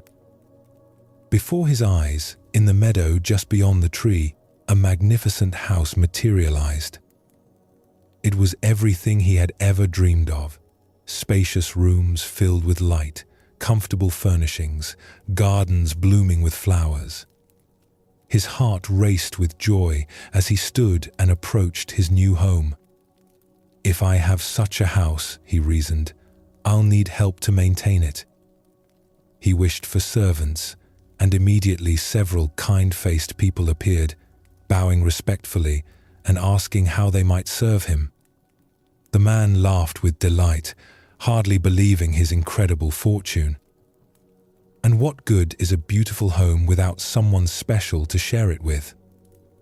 He wondered aloud. He wished for a beautiful, loving, intelligent woman to be his companion. A radiant woman appeared beside him, her eyes warm with affection, her smile gentle and knowing. But as she took his hand, something shifted in the man's mind. The rational voice that had whispered doubts throughout his life suddenly grew louder. "Wait a minute," he said, stepping back from the woman. "This is ridiculous. I'm not this lucky. Things like this don't happen to people like me. This can't be real." As the words left his mouth, everything began to fade. The woman's loving smile dissolved first, then the servants, then the beautiful house, and finally even the simple meal he had enjoyed. He found himself alone again, leaning against what now seemed like an ordinary tree, with nothing but his original troubles for company. He shook his head knowingly. "I knew it," he muttered, and walked away through the forest, his mind immediately returning to the familiar patterns of worry and complaint that had occupied him before. Buddha's wisdom reminds us, we are what we think. All that we are arises with our thoughts. With our thoughts, we make the world. The heart of this lesson lies in understanding the creative power of belief and the self-sabotaging nature of doubt. Why do we so readily dismiss the good that comes into our lives? Zen Buddhism points to a deeply conditioned pattern in the human mind, the tendency to trust our limitations more than our possibilities. We become so familiar with struggle, so identified with our problems, that abundance feels foreign, even threatening to our sense of self. Consider how often throughout your day you might receive unexpected kindness, notice surprising beauty, or encounter opportunities that could transform your circumstances. How quickly do you dismiss these gifts as coincidence, luck, or too good to be true? This reflexive doubt often causes us to literally walk away from the very blessings we've been seeking. The wishing tree represents the responsive universe that Zen teaches us about, reality that mirrors back our deepest beliefs about what we deserve and what's possible. When we approach life with trust and openness, we often discover resources and opportunities that were always available but previously invisible to us. When we approach with cynicism and self-doubt, these same possibilities seem to vanish. The man in the story had access to everything he needed, but his conditioning told him that someone like him couldn't possibly be worthy of such gifts. His belief in his own limitations became more powerful than the evidence of his senses. This is the tragedy of self-doubt. It causes us to abandon the very solutions to our problems. Zen teacher Suzuki Roshi said, each of you is perfect the way you are, and you can use a little improvement. This paradox points to the balance between accepting our inherent worthiness while remaining open to growth. The man under the tree couldn't hold both truths simultaneously, that he was worthy of good things and that positive change was possible in his life. In our modern context, we encounter wishing trees constantly. The colleague who offers genuine friendship, but we assume they have ulterior motives. The job opportunity that seems perfect, but we convince ourselves we're not qualified. The romantic relationship that feels too good to be true, so we sabotage it before it can disappoint us. Each time we choose familiar limitation over unfamiliar possibility, we walk away from our own wishing tree. The Buddha taught, doubt everything. Find your own light. But there's a crucial distinction between the doubt that leads to wisdom and the doubt that leads to self-defeat. Wise doubt questions, assumptions, and seeks truth. Self-defeating doubt assumes the worst about ourselves and our possibilities, then treats these assumptions as facts. Zen practice invites us to notice when we're dismissing good fortune, abundance, or love simply because it doesn't match our habitual story about ourselves. Can we remain open to the possibility that we might be more deserving, more capable, more lovable than our conditioning suggests? Tonight, as you reflect on the day's experiences, can you identify moments when you might have walked away from your own wishing tree? Perhaps a compliment you dismissed, an opportunity you assumed wasn't meant for you, or a moment of joy you cut short because it felt too good to last. What would it mean to trust in your worthiness to receive life's gifts? As the Buddha observed, thousands of candles can be lit from a single candle, and the life of the candle will not be shortened. Happiness never decreases by being shared. The wishing tree's magic isn't diminished by granting wishes, it's fulfilled by them. And our capacity to receive life's blessings isn't diminished by accepting them, it's expanded. As we continue our journey through the wisdom of Zen Buddhism, let us turn to a story about the difference between resistance and flow. This is the teaching of the old man and the waterfall. In a mountain village where a swift river carved its way through ancient rocks, an old Taoist sage often walked along the water's edge, observing the interplay between the flowing current and the solid stones that tried to redirect its path. The villagers knew him as a gentle, contemplative man who seemed to understand something profound about the natural world that others missed. One afternoon, as storm clouds gathered and rain began to fall, the river swelled with unusual force. The current grew violent and unpredictable, rushing toward a high waterfall that dropped into a rocky gorge below. Most people avoided the area during such conditions, knowing that anyone who fell into the rapids would face almost certain death against the jagged rocks at the bottom of the falls. The old man, however, had been caught by the sudden storm while walking along his usual path. As he tried to make his way back to safety, the muddy bank gave way beneath his feet. Before he could catch himself, he tumbled into the raging torrent and was immediately swept away by the powerful current. Villagers who witnessed his fall cried out in horror. They ran along the riverbank, helplessly watching as the old man was carried toward the waterfall by waters too violent and swift for any rescue attempt. They could only watch in anguish as he disappeared over the edge, plunging into the churning chaos below. Everyone assumed the worst. No one could survive such a fall, especially not an elderly man with limited strength. The villagers prepared themselves to search for his body downstream, once the waters calmed enough to make such a search possible. But to their amazement, as they hurried toward the base of the waterfall, they saw the old man emerging from the water far below, completely unharmed. He walked calmly to the shore, water streaming from his clothes, and sat down to rest as peacefully as if he had simply taken a refreshing swim on a pleasant day. The villagers rushed to him, unable to believe what they had witnessed. "How is this possible?" they asked in wonder.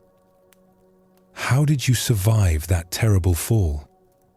The water was so violent, the rocks so dangerous. By all reason, you should have been killed." The old man smiled at their concern and amazement. He wrung water from his sleeves and considered their question carefully before answering. "I survived," he said simply, "because I accommodated myself to the water, not the water to me. When I felt myself falling, I did not fight against the current or try to force it to change direction. Without thinking, I allowed myself to be shaped by it. When the water wanted to go down, I went down. When it swirled, I swirled with it. Plunging into the whirlpool, I came out with the whirlpool. I became like the water itself, and this is how I survived." The villagers listened in silence, beginning to understand that they had witnessed something far more than a fortunate accident. They had seen a demonstration of a profound principle that the old man had spent years learning from his careful observation of the natural world. As the Buddha taught, nothing is permanent. Everything is subject to change. Being is always becoming. Here we discover the wisdom of working with life's currents rather than exhausting ourselves in futile resistance to forces beyond our control. Why do we instinctively fight against difficult circumstances when flow and adaptation might serve us better? Zen Buddhism reveals that our ego mind believes it can control external conditions through force of will, but this approach often creates more suffering than the original difficulty. The old man's survival wasn't mere luck. It was the result of understanding something essential about the nature of existence itself. When we align ourselves with the natural flow of events, rather than demanding that life conform to our preferences, we often discover resources and possibilities that resistance makes invisible. Consider your own relationship with challenging circumstances. How much energy do you spend fighting against situations you cannot change? The old man's teaching suggests a different approach, not passive submission, but conscious adaptation that maintains our essential nature while flowing with changing conditions. This doesn't mean accepting harmful situations or abandoning our values. The old man didn't give up his desire to survive. He simply changed his strategy for survival. Instead of fighting the water's power, he used it. Instead of resisting its direction, he moved with it while maintaining his awareness and intention. In relationships, careers, and personal challenges, we often face similar choices. We can exhaust ourselves trying to force outcomes, control other people's behavior, or make external circumstances conform to our expectations. Or we can learn to work skillfully with what is actually present, finding creative ways to achieve our deeper purposes through accommodation rather than force. Zen master Lao Tzu taught, water is fluid, soft, and yielding. But water will wear away rock, which cannot yield and is destroyed. The old man embodied this teaching, demonstrating that apparent weakness can be a source of tremendous strength when applied with wisdom. The Buddha said, "Hatred does not cease by hatred, but only by love. This is the eternal rule." This principle extends beyond hatred to all forms of resistance. Problems are rarely solved by fighting against them directly, but by understanding their nature and finding ways to work with the underlying forces involved. Look deeply at a current source of stress or conflict in your life. Where are you trying to force the water to change direction rather than learning to swim with it? What would it mean to accommodate yourself to the situation while maintaining your essential values and intentions? Tonight, as you encounter the inevitable currents of daily life, unexpected changes, difficult people, circumstances beyond your control, can you remember the old man's wisdom? Can you find ways to maintain your center while flowing with forces you cannot change, discovering that sometimes the most direct path to your goals is the one that appears to go around obstacles rather than through them? Buddha's wisdom reminds us, in the end, just three things matter: how well we have lived, how well we have loved, how well we have learned to let go. Learning to flow with life's currents is ultimately about letting go of our need to control everything while maintaining our ability to respond wisely to whatever arises. Like water, we can be both powerful and yielding, both persistent and adaptive, both strong and gentle. Now, let us explore a story about fearlessness and the power that comes from accepting what cannot be changed. This is the encounter between the general and the Zen master who could not be moved. During the violent civil wars that tore through feudal Japan, armies swept across the countryside like natural disasters, conquering villages and controlling territories through force and intimidation. When word spread that a particular warlord's army was approaching, most people would flee with whatever possessions they could carry, seeking safety in the mountains or with relatives in distant towns. In one small village, as the dreaded army drew near, the familiar pattern repeated itself. Families packed hastily, merchants closed their shops, and within hours the streets that had been busy with daily life stood empty and silent. Everyone had fled, everyone, that is, except the old Zen master who lived in the simple temple at the village center. When the conquering army arrived and found the village deserted, the general was surprised to discover smoke still rising from the temple chimney. Curious about who would have the audacity, or perhaps the foolishness, to remain when everyone else had fled, he decided to investigate this anomaly personally. The general approached the temple with several of his lieutenants, expecting to find either a frail old man too weak to flee, or perhaps someone who had been unable to escape in time. What he found instead was the Zen master sitting peacefully in his garden, tending to his plants, as if nothing unusual was happening around him. The general had grown accustomed to fear and submission wherever his army went. Village leaders would prostrate themselves before him, pleading for mercy and offering tribute in hopes of avoiding destruction. Citizens would cower and flee at the mere sight of his soldiers.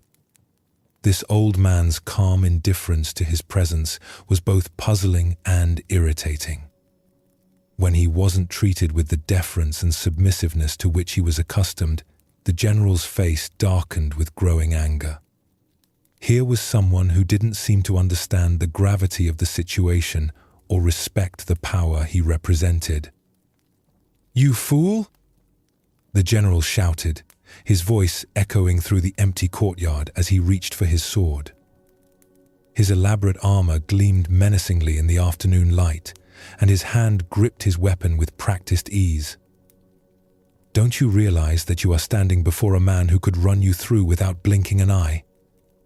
The threat that had terrorized countless others left the master completely unmoved. He continued his careful tending of a small flowering bush, his hands steady and his expression serene. When he finally looked up at the general, it was with the same calm attention he had shown before, as if greeting any ordinary visitor to his garden. "And do you realize," the master replied with perfect equanimity, "that you are standing before a man who can be run through without blinking an eye?" The general stood speechless, his sword half drawn, his anger suddenly dissolved into something approaching awe. In all his years of warfare and conquest, he had encountered many forms of courage, the desperate bravery of cornered soldiers, the defiant rage of defeated enemies, the foolish boldness of young warriors. But he had never encountered anything like this: complete acceptance without fear, total peace in the face of death. The master's response revealed something the general had never considered, that there could be a power greater than the ability to kill, and that was the complete absence of fear about being killed. Here was someone who had so fully accepted the temporary nature of existence that even the threat of immediate death held no power over him. Slowly, the general returned his sword to its sheath. Without another word, he turned and walked away from the temple, leaving the master to continue his gardening in peace. The village remained untouched by the war, not because of any military strategy or negotiated protection, but because of one man's absolute fearlessness. As the Buddha taught, all conditioned things are impermanent. Strive on with diligence. Here we discover the profound power that emerges when we fully accept this fundamental truth rather than spending our lives trying to escape it. Why does complete acceptance of mortality create such presence and authority? Zen Buddhism reveals that most of our fear comes not from external threats, but from our desperate clinging to what is inherently temporary. When that clinging dissolves, the threats themselves lose their power to disturb our inner peace. The general's power came from others' fear of death and loss. But someone who has fully accepted the temporary nature of existence cannot be threatened with what he has already willingly released. The master's fearlessness wasn't bravado or indifference. It was the natural result of understanding impermanence so completely that even his own death held no terror. Consider your own relationship with threats and intimidation in daily life. How much of your fear comes from attachment to maintaining your current circumstances, preserving your reputation, or protecting your physical comfort? The master's response suggests that true invulnerability comes not from being untouchable, but from having nothing that can be taken away. This doesn't mean being passive or welcoming harm. The master wasn't seeking death or encouraging violence. Rather, his complete acceptance of mortality's inevitability freed him from the paralyzing fear that controls most people when facing genuine danger. The Buddha said, "Better than 1,000 hollow words is one word that brings peace." The master's single response contained more power than any threat because it came from a place of absolute acceptance rather than resistance or fear. Tonight, as you consider the various pressures and threats you face, can you remember the master's profound response to the general's sword? Can you find the space where acceptance of impermanence creates not resignation but a kind of unshakable presence that cannot be intimidated? Buddha's wisdom reminds us, the whole secret of existence is to have no fear. True freedom comes not from avoiding danger, but from understanding so completely that we cannot ultimately be harmed, that external threats become powerless to disturb our essential peace. As we continue our journey through the wisdom of Zen Buddhism, let us explore a story about contentment and the nature of desire. This is the stonecutter's journey. High in the mountain villages, there lived a simple stonecutter who had discovered the secret of happiness without knowing it. Each dawn, he would climb winding paths to the quarries, his tools balanced across his shoulders. As he worked among the stones, he would sing old mountain songs that echoed across the valleys.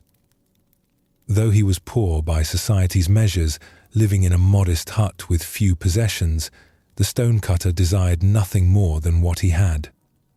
His simple life felt complete, the rhythm of his work, the beauty of the mountains, the satisfaction of honest labor. His heart held not a care in the world. One day, he was called to work on the grand mansion of a wealthy nobleman. As he approached the estate, his eyes widened at the magnificence before him. Marble columns reached toward the sky, gardens sprawled in perfect symmetry. For the first time in his life, the stonecutter felt the sharp pang of desire pierce his contentment. "If only I were rich," he sighed. "Then I would not have to earn my living in sweat and toil as I do now." To his amazement, a voice whispered from the stones, "Your wish has been granted. Henceforth, anything you desire will be given to you." He returned home that evening to find his humble hut replaced by a mansion as magnificent as the nobleman's. Overwhelmed with joy, he abandoned his tools and began enjoying the luxurious life of the wealthy. But one hot afternoon, gazing from his ornate window, he saw the king's royal procession passing by. The monarch sat in cool shade, surrounded by noblemen and servants, appearing serene and powerful above the common heat. "How I wish I were a king myself," he thought, and immediately found himself reclining in silk cushions within the royal carriage. But the carriage proved warmer than expected. Even through thick walls, the sun's heat penetrated relentlessly. "I wish I were the sun," he declared, and found himself sending waves of light and heat across the universe. As the sun, he felt magnificent and all-powerful until thick storm clouds gathered, completely blocking his rays. "I wish to be a cloud." And so he became a massive storm cloud, glorying in his power to block the sunday. But as he transformed into falling rain, he encountered an enormous rock that blocked his path completely. "A mere rock more powerful than I? I wish to be a rock." Suddenly, he stood tall upon the mountainside, feeling he had achieved true permanence. But soon he heard chipping sounds at his base. Looking down, he saw a tiny human figure cutting chunks of stone away. "A puny creature more powerful than me? I want to be a man again." And so he found himself once more a stone cutter, climbing familiar mountain paths. But now something had changed. As he shaped stones and felt mountain breezes, his heart swelled with deep contentment. His song returned, richer than before, because he had learned to be content with exactly who he was. The Buddha once said, "Health is the greatest gift, contentment the greatest wealth." This ancient wisdom illuminates the endless cycle of wanting that keeps us from recognizing the abundance already present in our lives. Why do we chase after different conditions, always believing happiness lies in the next transformation? Each desire fulfilled only reveals the next desire, creating an endless cycle of dissatisfaction. The stonecutter's journey reveals the futility of seeking happiness through external circumstances. Consider your own versions of this cycle. "I'll be happy when I get promoted, only to discover new stresses. I'll be content with more money, only to find greater wealth brings new worries." Each achievement reveals the next mountain to climb. Zen teacher Suzuki Roshi said, "Each of you is perfect the way you are, and you can use a little improvement." This paradox points to the heart of contentment, the ability to fully accept what is while still engaging wholeheartedly with life's natural changes. The stonecutter's final transformation wasn't into something greater, but into appreciation for what he had always been. His work remained the same, but his relationship to life was completely transformed. Contentment isn't found in having different experiences, but in bringing different awareness to whatever experiences arise. Tonight, as you notice the mind's habitual reaching toward what's not here, can you experiment with the stonecutter's final wisdom? Can you find the song that emerges when you stop trying to be anything other than what you are? As the Buddha taught, contentment is natural wealth, luxury is artificial poverty. The greatest transformation available isn't becoming something different, but recognizing the inherent completeness of what we already are. Our next story reveals the difference between knowledge and true awareness. This is the tale of the teacher who thought he had arrived. After a decade of intensive training under various masters, studying countless texts and dedicating himself wholly to Zen practice, a monk named Tenno finally achieved what he had long sought: recognition as a qualified teacher. His understanding of Buddhist philosophy was profound, his meditation practice was deep and stable, and his ability to guide others had been tested and approved. He received the formal acknowledgement that he was ready to teach the Dharma and help others along the path of awakening. Proud of his accomplishment and eager to learn from one of the most renowned masters of his time, Tenno decided to visit the famous Zen master Nanin. The older teacher's reputation for wisdom and insight was legendary throughout the region, and Tenno looked forward to engaging in deep Dharma discussions and perhaps receiving some final polishing of his understanding. It was a rainy day when Tenno made his pilgrimage to Nanin's temple. The roads were muddy and slippery, puddles reflected the grey sky, and the steady rainfall required him to carry an umbrella to stay dry. When he reached the temple, he carefully removed his wooden clogs and placed them on the covered porch along with his umbrella, just as custom dictated. He arranged his outer robes, composed himself properly, and entered the temple to meet the great master. Nanin received him graciously, bowing with the respect due to a fellow teacher while maintaining the dignity of his greater experience.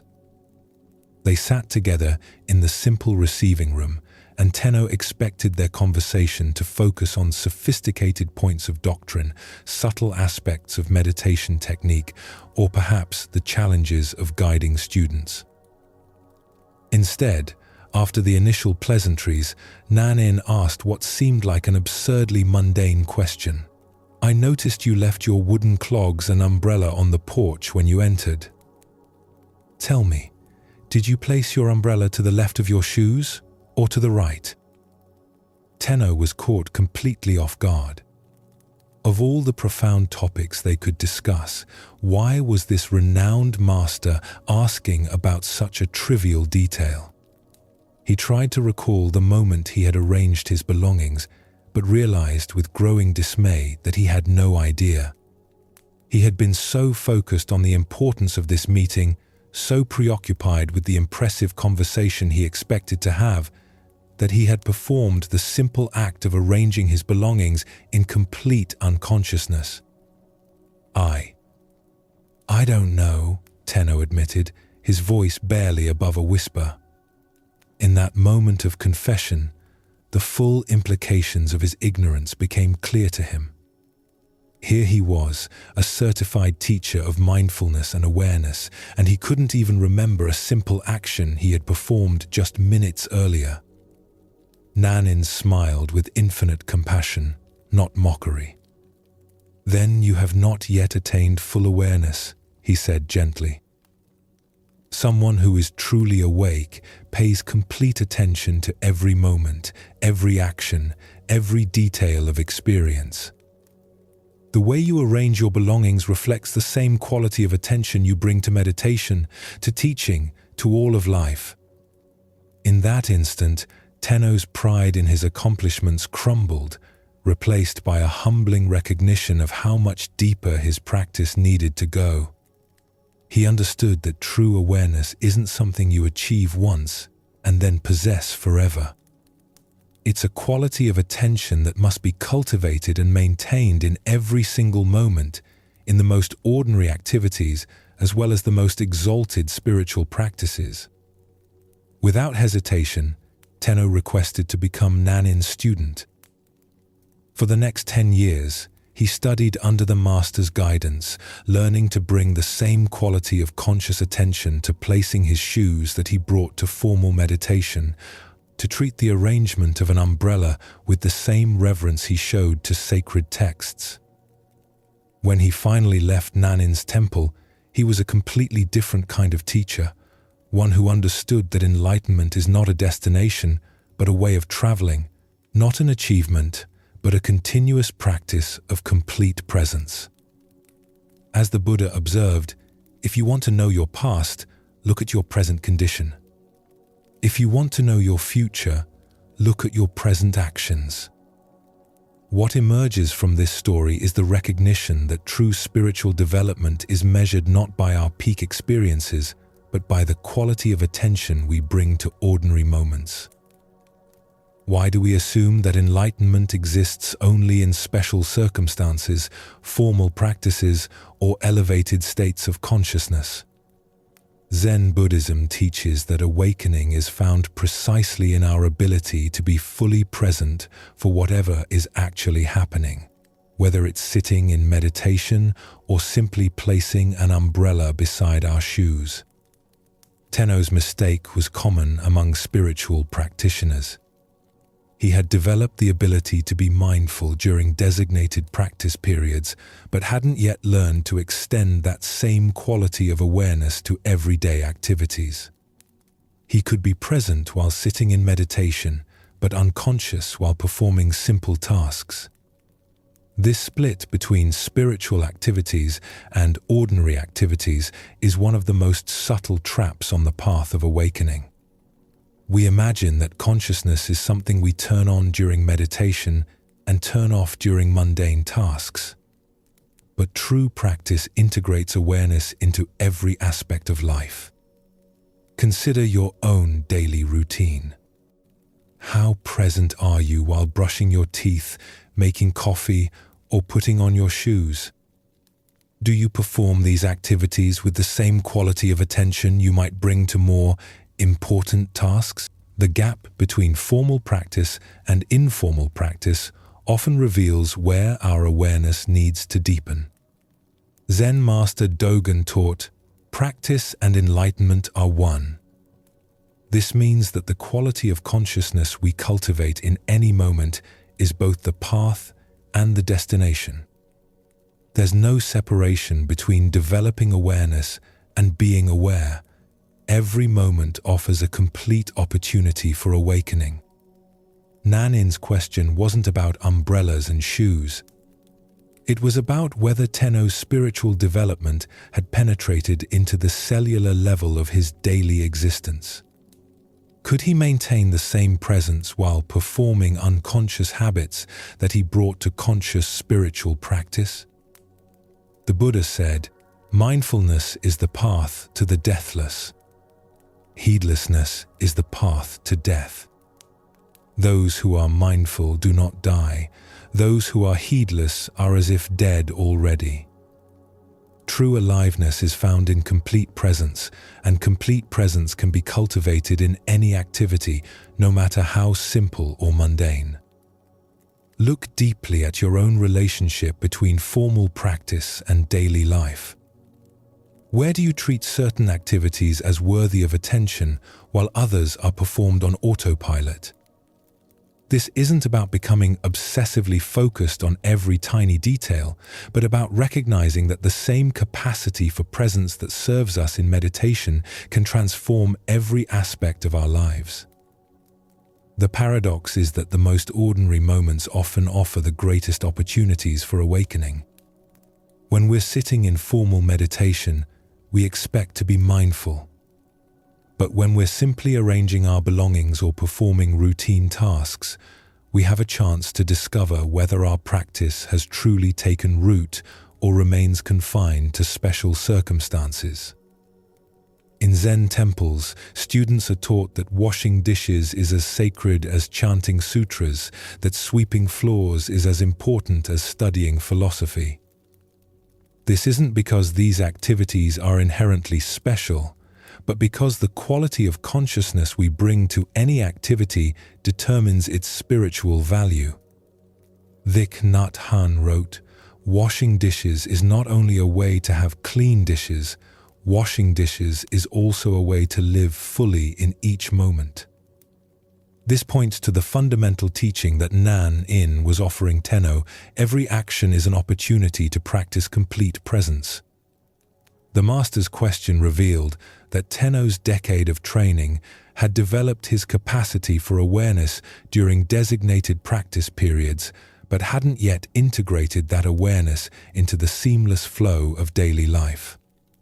He could be conscious when he intended to be conscious, but he hadn't yet learned to make consciousness his default state. This integration is what distinguishes genuine spiritual maturity from mere spiritual knowledge. It's relatively easy to be mindful when we remember to be mindful. The deeper practice is developing the kind of natural awareness that operates whether we're thinking about it or not. Tonight, as you perform the simple actions that end your day, brushing your teeth, changing clothes, arranging items for tomorrow, can you bring the same quality of attention you might give to formal meditation? Can you discover whether your spiritual practice has penetrated into the unconscious habits that make up so much of daily life? Buddha's wisdom reminds us, every moment is a teacher and every place is a classroom. The umbrella beside the shoes was Tenno's teacher that day, revealing exactly where his practice needed to deepen. Sometimes the most profound lessons come disguised as the most ordinary questions, asked by masters wise enough to see that true awakening is found not in transcending the mundane, but in discovering the sacred hidden within it. As we continue our journey through the wisdom of Zen Buddhism, let us turn to a teaching about the temporary nature of all our possessions and positions. This is the story of the inn that calls itself a palace. In ancient India, a renowned spiritual teacher had spent many years wandering from village to village, sharing the Buddha's teachings with anyone who would listen. His reputation for wisdom and compassion had spread throughout the land, reaching even the ears of kings and nobles.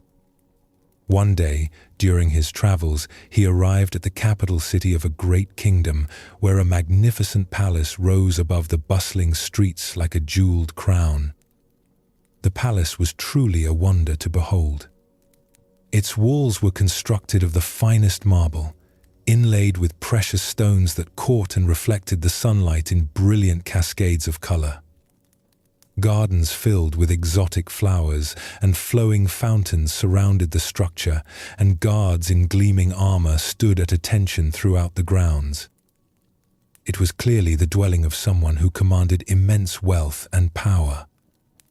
The spiritual teacher approached the main entrance with the same calm dignity he brought to every encounter, whether with kings or beggars.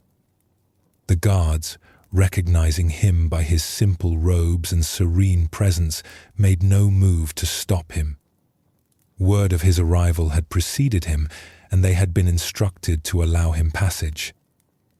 Walking through corridors lined with silk tapestries and golden statues, the teacher made his way directly to the throne room, where the king sat upon an elaborately carved chair elevated above the marble floor. Courtiers in fine clothes gathered around the throne, their jeweled ornaments glinting in the light from tall windows. The king, a middle-aged man wearing robes of deep purple silk and a crown of gold and diamonds, looked up as the teacher entered. He had been expecting this visit, though he wasn't entirely sure what to expect from their encounter.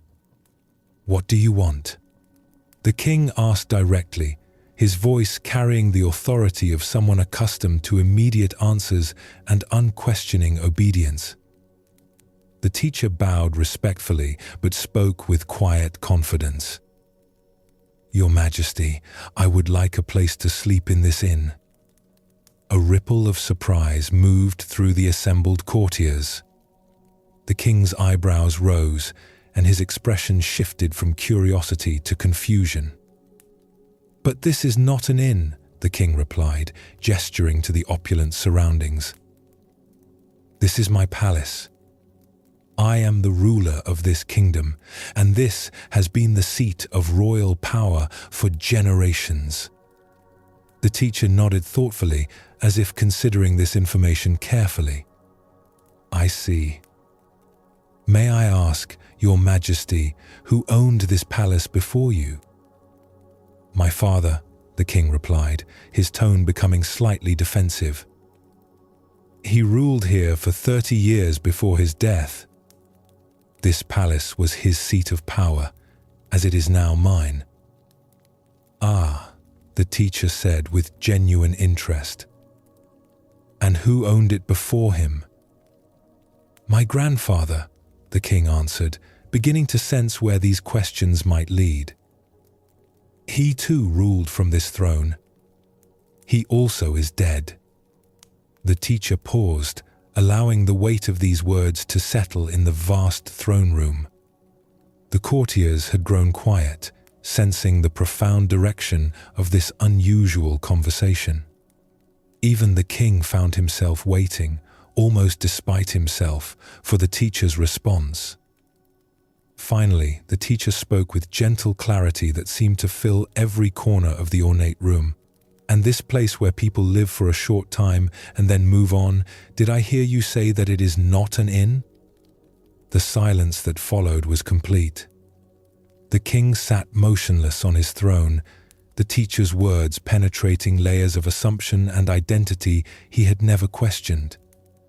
The courtiers remained frozen, as if witnessing something beyond their normal understanding of royal protocol and worldly power.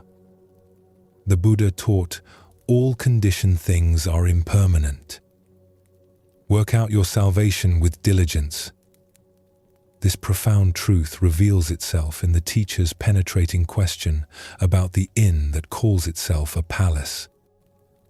Why do we cling so fiercely to possessions and positions that are, by their very nature, temporary? Zen Buddhism explains that our attachment to permanence creates suffering because it conflicts with the fundamental reality of impermanence. Everything we think we own, including our own bodies and identities, we hold only temporarily.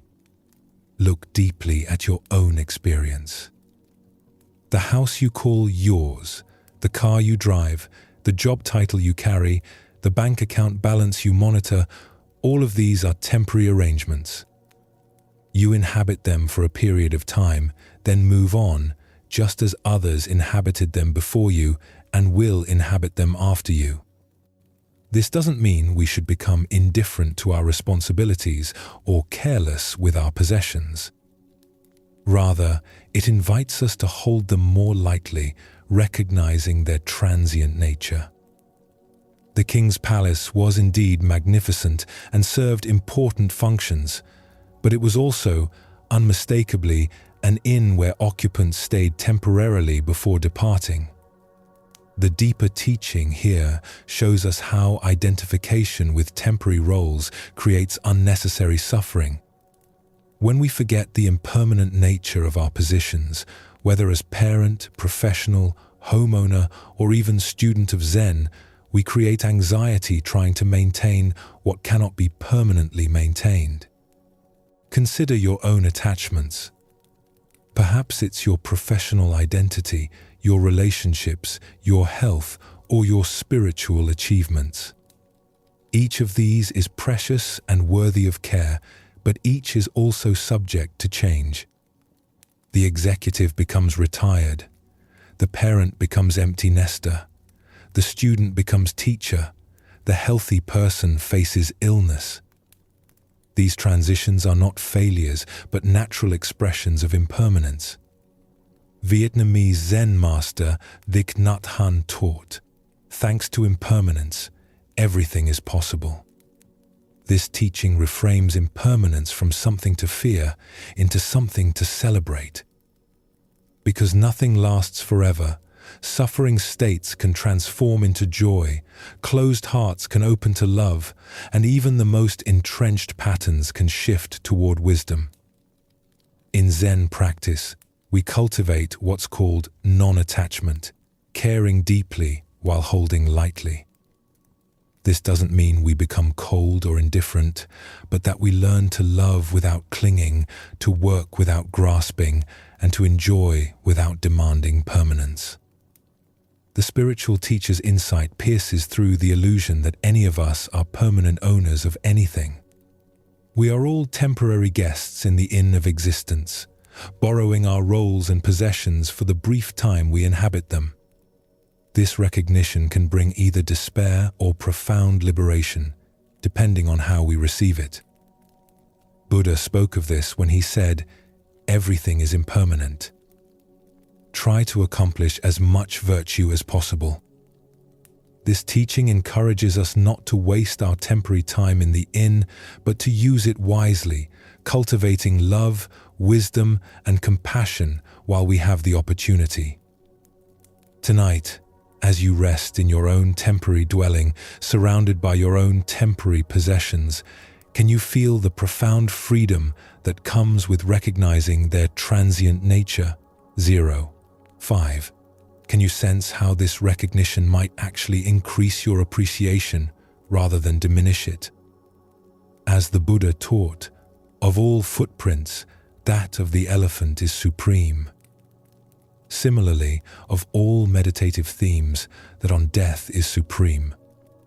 By remembering the temporary nature of our stay in this inn called life, we discover the urgency and preciousness of each moment we're given to practice love and awareness. Let us now turn to a tale about the courage to trust life's current. This is the story of the Crystal River.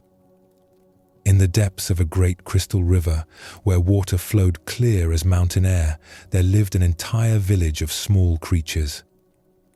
The river's current moved above them like a gentle breath, carrying the wisdom of countless springs and distant seas.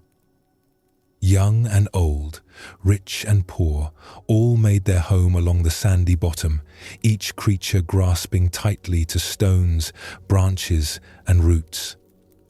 For generations, clinging had been their way of survival. Every creature learned from birth to wrap their appendages around river rocks and fallen wood. "Hold on," the elders would say. "The current is dangerous. It will sweep you away to places unknown. Safety lies in staying exactly where you are." But one small creature grew weary of this endless grasping. Day after day, he watched the current flow overhead, seeing how it moved with such purpose and grace. While his neighbors complained about the effort required to maintain their grip, he found himself wondering what it might feel like to trust that flowing water. "I am tired of clinging," he announced one morning. "Though I cannot see where it leads, I trust that the current knows its destination. I shall let go and allow it to carry me where it will. For I fear that if I continue clinging, I shall die of boredom before I ever truly live." The other creatures gasped in horror. "Fool," they cried. "Let go, and that current will tumble you mercilessly across the rocks below. You will be battered and broken, dying far more quickly than any boredom could kill you." But the small creature had made his decision. Taking one last look at his neighbors, he released his grip on the familiar stone. Immediately, the current seized him, and just as the others had predicted, he was tumbled and tossed across the rocky bottom. His small body struck stone after stone, each impact bringing pain he had never experienced while safely clinging. Yet something remarkable began to happen. As the creature continued to surrender to the current's power, refusing to grab for new anchors despite his pain, the water gradually lifted him higher from the dangerous bottom. The tumbling ceased. The rocks could no longer reach him. Now he flowed with the current itself, no longer fighting its direction, but becoming one with its movement. As he traveled downstream, creatures in distant parts witnessed something they had never seen. Here was one of their own kind, yet he appeared to be flying through the water, moving with the elegant power of the current itself. See a miracle, they called out. A creature like ourselves, yet he soars. Surely he is the Messiah, come to save us all. The flowing creature heard their cries and felt compassion for their misunderstanding.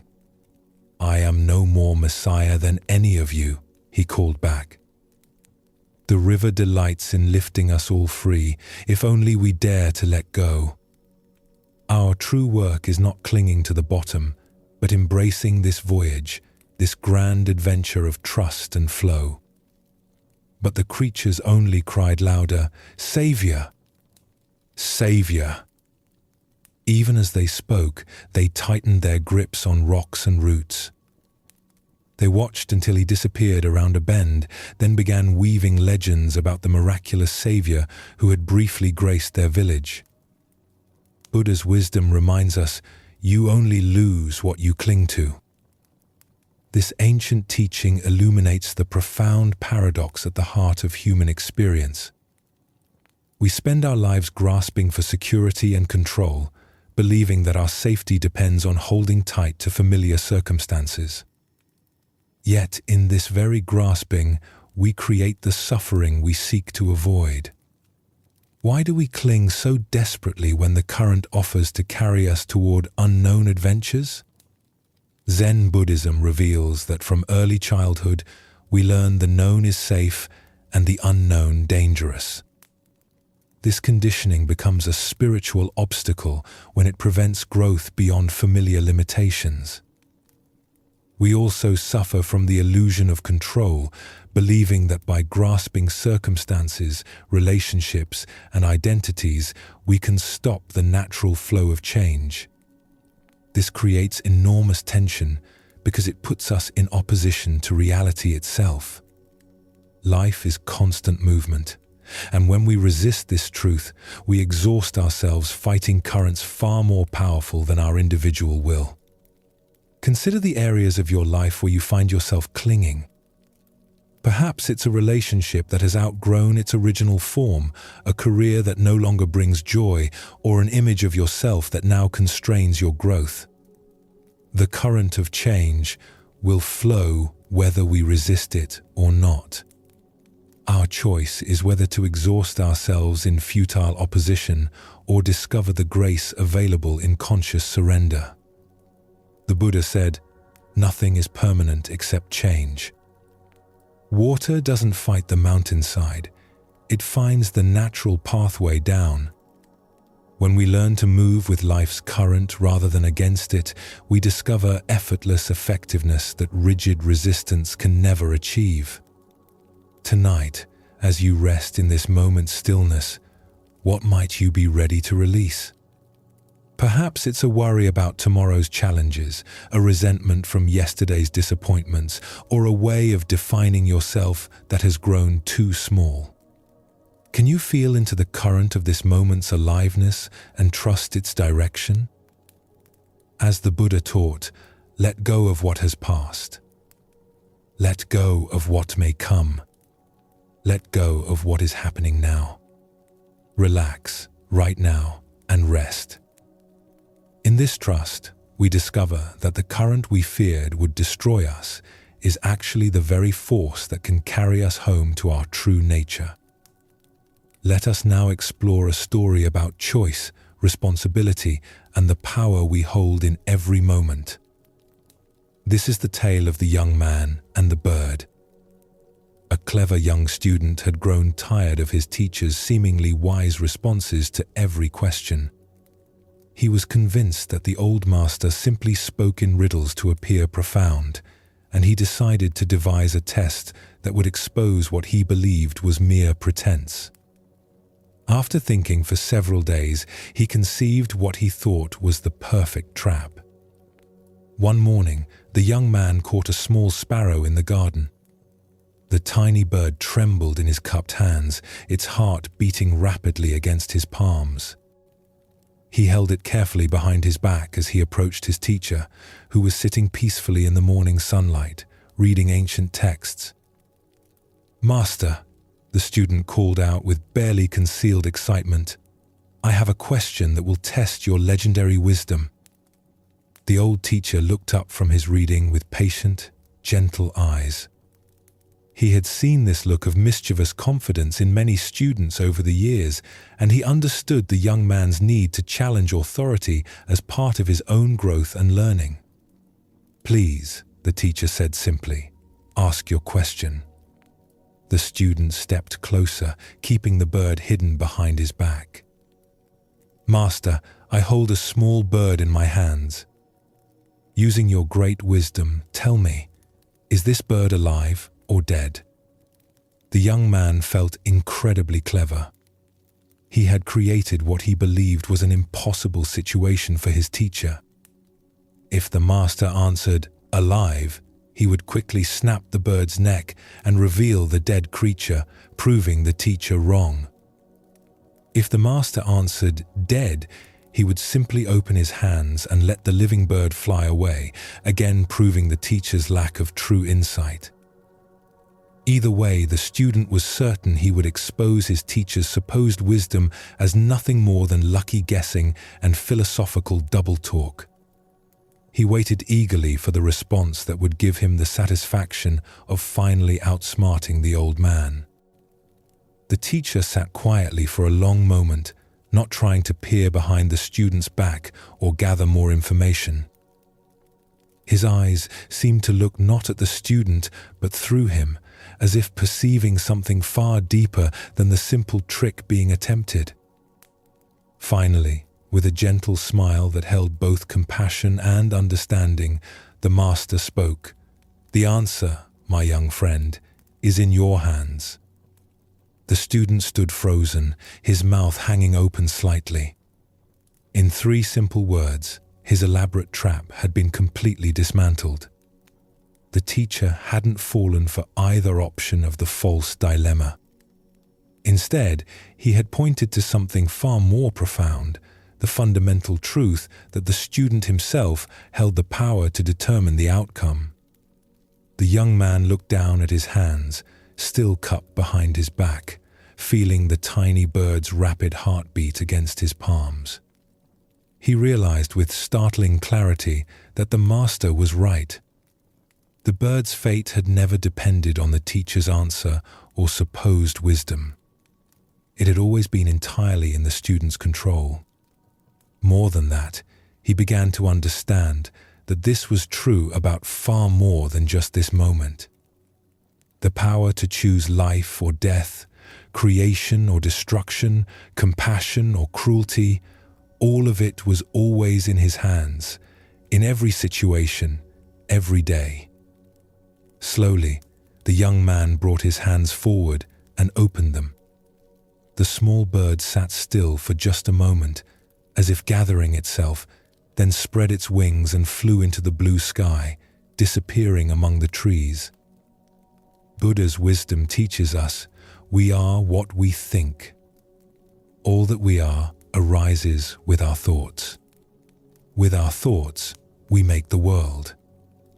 This ancient wisdom illuminates the profound responsibility that comes with conscious choice and the recognition that we are always the architects of our own experience.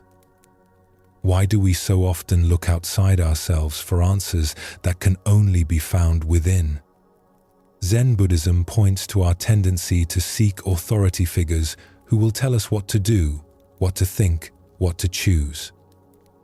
But the deepest teaching is that true wisdom cannot be given from one person to another. It can only be discovered through our own conscious engagement with life. The student's questions seemed to be about the teacher's insight, but it was actually about his own power. He was so focused on proving the master wrong that he almost missed the profound truth being offered, that every moment presents us with choices that shape not only our immediate circumstances, but our character and destiny. Consider your own daily decisions, both large and small. How often do you wait for someone else to tell you what the right choice is? How frequently do you seek permission, approval, or guidance for decisions that ultimately rest entirely in your own hands? The young man's bird represents all the power we hold but sometimes fail to recognize. In our relationships, careers, and spiritual development, we constantly face moments where we hold something precious in our hands, the well-being of others, our own integrity, opportunities for growth or destruction. The outcome depends not on external circumstances or other people's wisdom, but on what we choose to do with the power we possess. The Master's response reveals something crucial about authentic teaching. True teachers don't give answers, they point us back to our own capacity for wisdom. They help us recognize the choices we're already making and the power we already possess, rather than encouraging dependence on their authority. Zen teacher Charlotte Joko Beck said, "We are always in choice, even when we think we're not."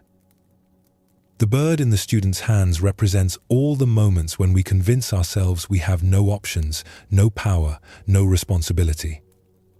But consciousness always involves choice, and choice always involves responsibility. Look deeply at a current challenge in your life. Where are you waiting for someone else to provide answers, solutions, or direction? What would change if you fully recognize that the power to shape the outcome is already in your hands? This doesn't mean you have control over all external circumstances, but you always have choice about how you respond. The Buddha taught, "The mind is everything.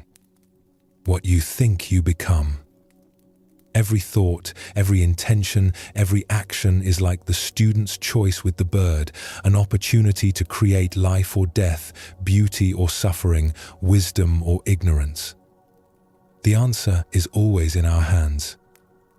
Tonight, as you consider the various situations in your life where you seek guidance or feel powerless, can you sense the truth the Master was pointing to?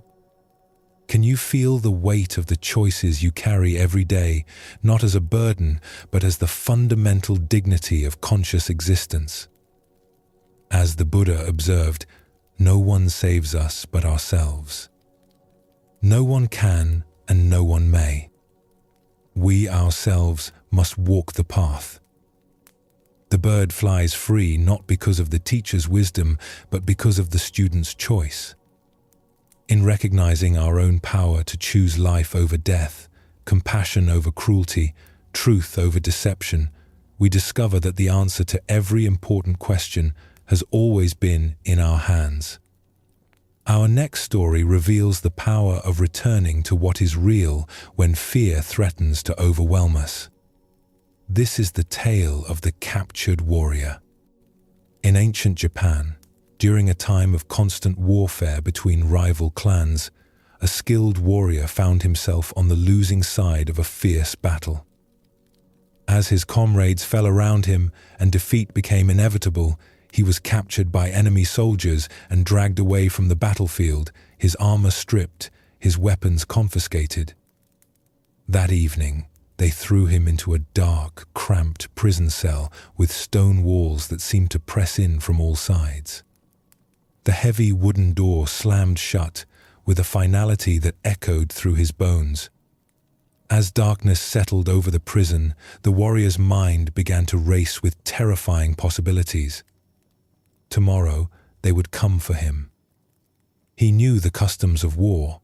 First would come the interrogation, designed to extract information about his lord's defenses, troop movements, and strategic plans. When he refused to speak, as honor demanded, they would resort to torture. Hot iron, bamboo splinters under his fingernails, methods he had heard described in hushed tones by other warriors. And when they had extracted what they could, or when they grew tired of his silence, would come the execution. As these thoughts consumed him, his heart began to pound so violently he feared it might burst. His breathing became shallow and rapid. Sweat beaded on his forehead despite the cool night air. Sleep seemed impossible as his mind conjured increasingly vivid scenarios of tomorrow's suffering. Hours passed in this torment. The warrior paced his small cell, sat against the cold stone wall, lay on the straw-covered floor. Nothing brought relief from the visions of impending doom that played repeatedly in his mind like a terrible dream he couldn't escape. Then, in the depths of his despair, he remembered the gentle voice of his Zen master back at the monastery where he had studied before becoming a warrior. The old teacher's words came to him as clearly as if the master was sitting beside him in the cell. Tomorrow is not real. It is an illusion. The only reality is now. At first, the warrior's frightened mind resisted these words. How could tomorrow be an illusion when the threats were so concrete, so inevitable? But as he sat quietly and allowed the teaching to penetrate deeper, something began to shift. He noticed his breathing. In this moment, he was breathing freely. He felt the straw beneath him, rough but not uncomfortable. He heard the sound of wind moving through the trees outside his window, a sound that spoke of the natural world continuing its ancient rhythms regardless of human conflict. In this moment, he was not being tortured. In this moment, he was not dying. In this moment, there was simply a man sitting in a cell, alive and aware. The terrors that had seemed so overwhelming moments before revealed themselves to be nothing more than thoughts about a future that existed only in his imagination. As this understanding deepened, a profound peace settled over the warrior. His breathing slowed and deepened. His racing heart found a steady rhythm. For the first time since his capture, he smiled. The master's wisdom had freed him from a prison far more confining than the stone walls around him, the prison of anxious thoughts about tomorrow. Within minutes, the warrior fell into a deep, peaceful sleep. The Buddha once said, "If you want to know your past, look at your present condition. If you want to know your future, look at your present actions." This ancient wisdom illuminates the profound truth the warrior discovered in his cell. The only moment in which we ever actually live is this one. Why do we torture ourselves with endless scenarios about the future? Zen Buddhism explains that our minds evolved as survival mechanisms, constantly scanning for threats and planning for protection. While this capacity serves us in genuine emergencies, it becomes a source of suffering when we mistake mental projections for reality. Look deeply at your own experience. How much of your anxiety stems from vivid imaginings of future scenarios that may never occur? The presentation you're worried about, the medical test results you're awaiting, the difficult conversation you need to have, these situations exist primarily in thought, not in present reality. The warrior's teaching shows us that we can acknowledge future challenges without being consumed by them. Planning and preparation have their place, but when they transform into obsessive worry, they rob us of peace and clarity. As Vietnamese Zen master Thich Nhat Hanh taught, thanks to impermanence, everything is possible. The future remains unwritten, shaped by causes and conditions we cannot fully predict or control. The worried mind assumes that current difficulties will inevitably continue or worsen, but impermanence teaches us that everything changes. The warrior in his cell could not know what the next day would actually bring. Perhaps his lord's forces would mount a rescue. Perhaps his captors would show mercy. Perhaps diplomatic negotiations would secure his release. Buddha spoke of this when he said, "The past is gone, the future is not yet here, and there is only one moment for you to live." This teaching doesn't encourage us to ignore future responsibilities or avoid reasonable planning. Instead, it invites us to recognize where our attention habitually goes and to gently guide it back to the richness of present experience. In Zen practice, we cultivate what's called beginner's mind, approaching each moment with fresh awareness rather than predetermined anxiety. When we truly inhabit the present, we often discover that it contains resources for peace and clarity that worried thinking never revealed. Consider how the warrior's shift in attention transformed his entire experience. The same cell, the same uncertain future, but by returning to present moment awareness, suffering transformed into peace. This transformation is available to us in every moment of anxiety or fear. Tonight, as you notice your mind creating stories about tomorrow's challenges, remember the captured warrior and his master's wisdom. What is actually happening right now? What simple experiences, breathing, sitting, the temperature of the air, are available to anchor you in reality rather than imagination? As the Buddha taught, do not dwell in the past, do not dream of the future, concentrate the mind on the present moment. In this teaching lies the key to the warrior's prison and our own. Let us now explore a tale about mastery that transcends technique. This is the skill of the butcher. Lord Wenhui was known throughout his domain for appreciating excellence in all its forms. Whether observing musicians, craftsmen, or artists, he had developed a refined eye for recognizing true mastery when he encountered it. One day, while visiting the kitchens of his estate, he stopped to watch his cook, a man named Ding, prepare meat for the evening's feast. What Lord Wenhui witnessed was unlike anything he had ever seen before. Cook Ding was butchering an enormous ox, but his movements were so graceful and fluid that the work appeared more like a sacred dance than a mundane kitchen task. Every gesture flowed seamlessly into the next. Each touch of his hand, every lean of his shoulder, each step of his feet, and every bend of his knee moved in perfect rhythm and harmony. The blade of Ding's knife moved through the animal with an almost musical quality, making soft whispers as it found its way between joints and around bones. The massive ox seemed to fall apart effortlessly under his touch, as if the meat and bones were dissolving like clouds dispersing in a gentle wind. There was no hacking, no struggling, no force applied anywhere, just smooth, continuous motion that made the entire process appear almost magical. This is absolutely marvelous, Lord Wenhui exclaimed, unable to contain his amazement. Such incredible skill could only come from a lifetime of dedicated practice and study. You must have worked for decades to achieve this level of mastery. Cook Ding paused in his work, setting down his knife respectfully, and turned to face his lord. His manner was humble despite his obvious expertise, and he spoke with the quiet confidence of someone who had discovered something profound through his craft. "What I truly care about," Ding replied thoughtfully, "goes far beyond mere technical skill or years of practice. What guides my work is the way itself, the natural order that underlies all existence and transcends any particular technique or method."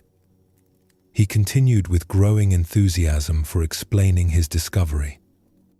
"When I first began cutting up oxen many years ago, all I could see was the massive, solid body of the animal before me.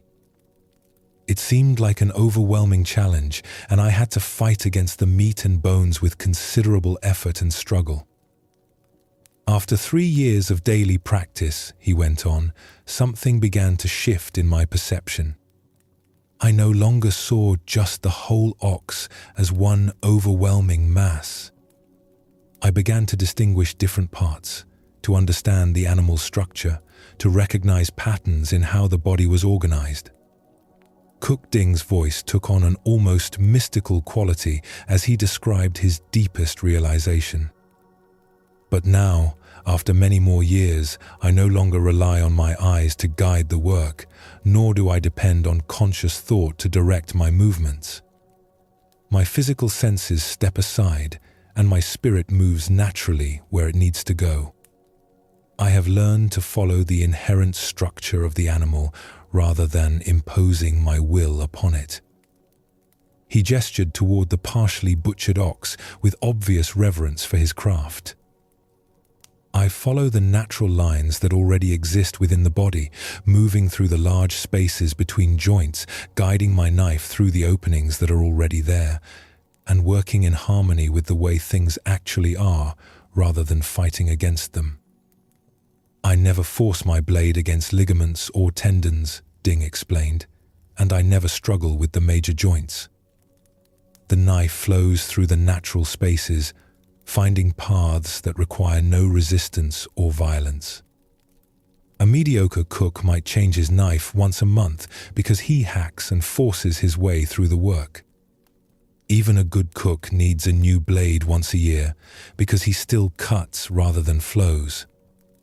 Cook Ding picked up his knife and showed it to Lord Wenhui with evident pride.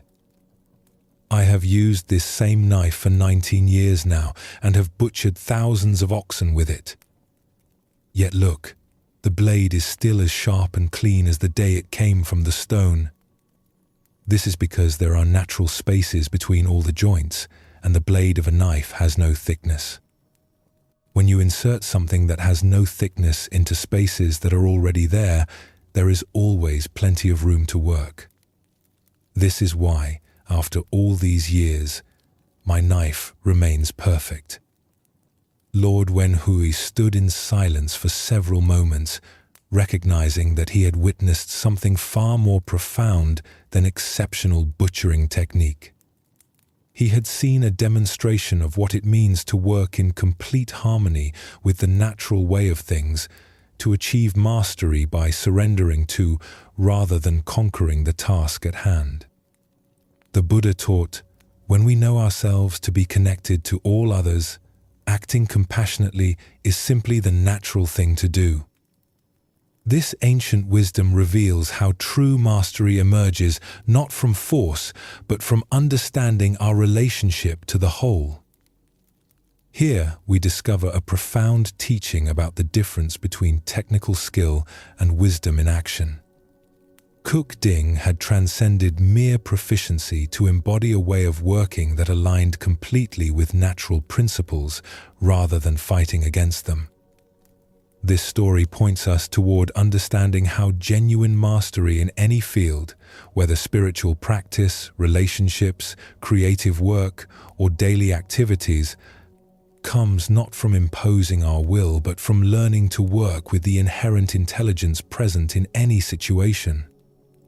Cook Ding's knife remained sharp because he never used it to force his way through resistance, but instead found the natural openings that were already available.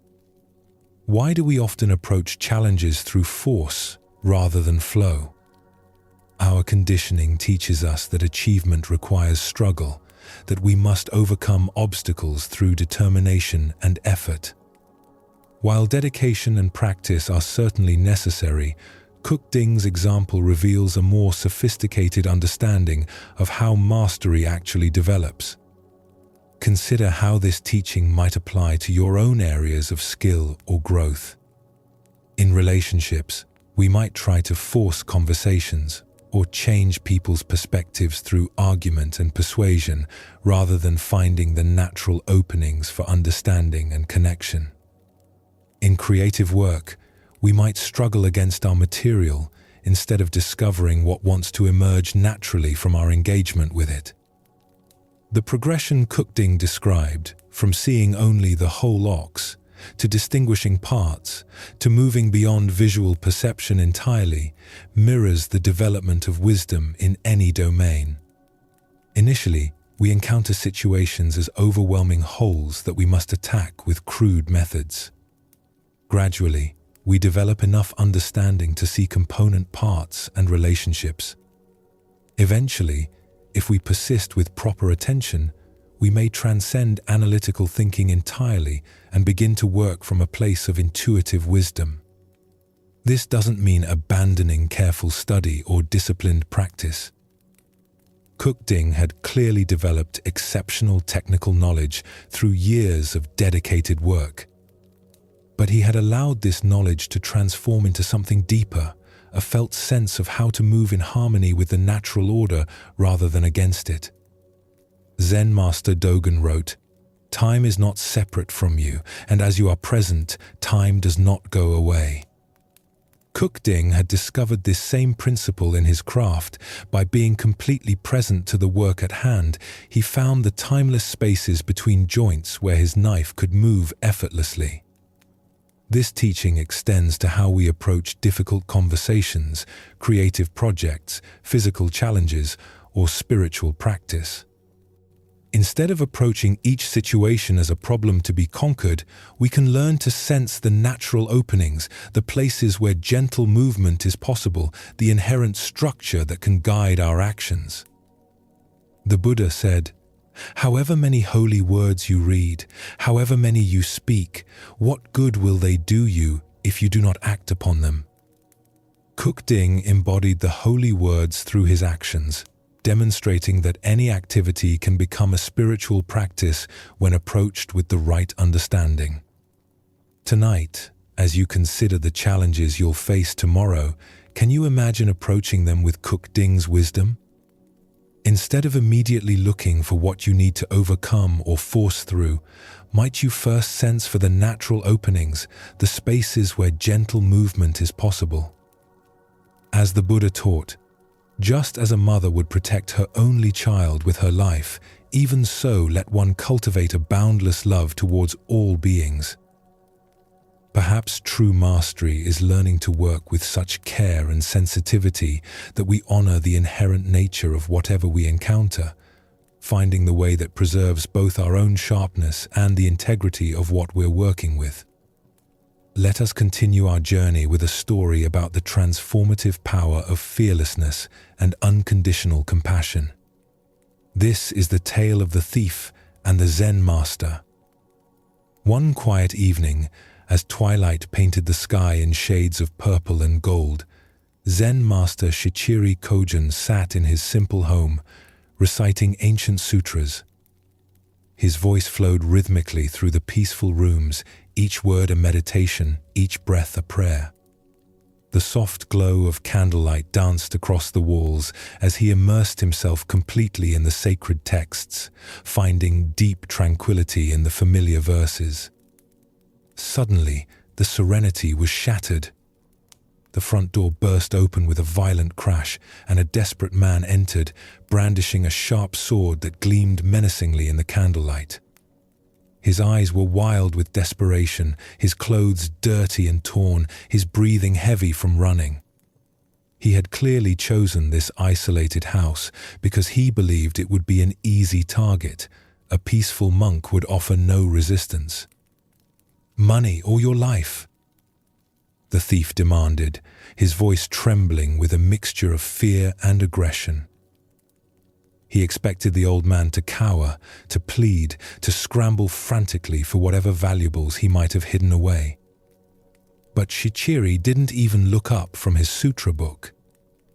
His voice remained calm and steady as he continued reciting for a moment before pausing to address the intruder.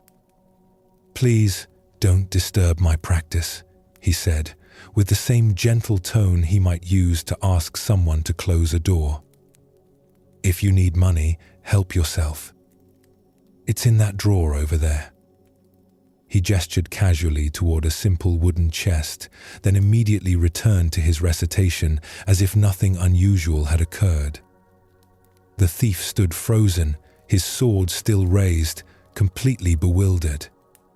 In all his years of stealing, he had never encountered such a reaction. No fear, no pleading, no anger, just matter-of-fact helpfulness, as if he were a neighbor who had stopped by to borrow something. Shaking his head in confusion but proceeding with his business, the thief moved to the indicated drawer and began gathering the coins and small valuables he found there.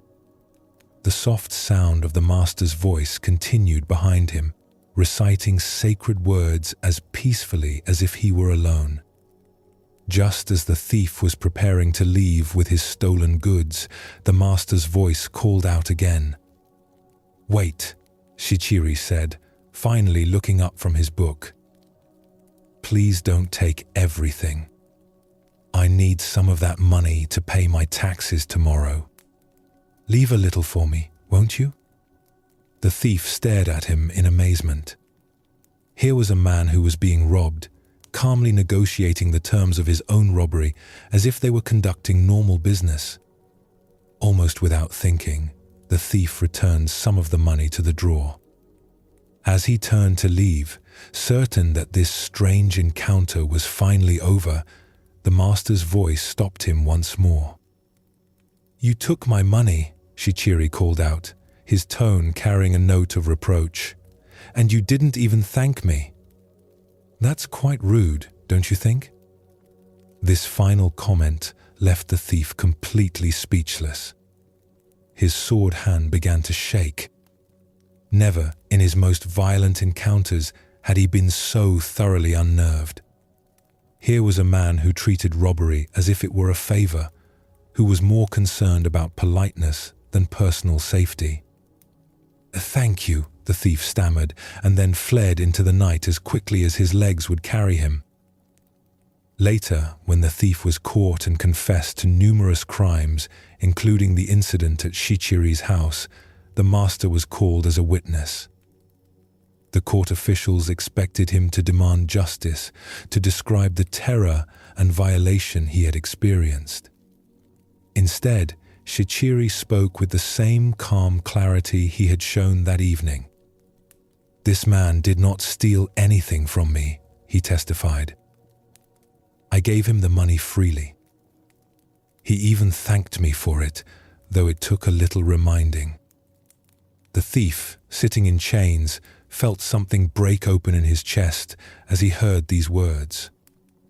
This man had not only shown him extraordinary kindness in the moment of the crime, but was now protecting him from the consequences. For the first time in years, tears came to his eyes, not tears of self-pity or anger, but tears of recognition. He had encountered something he had never experienced before, love without conditions. Upon his release from prison, the former thief sought out the master and begged to become his student.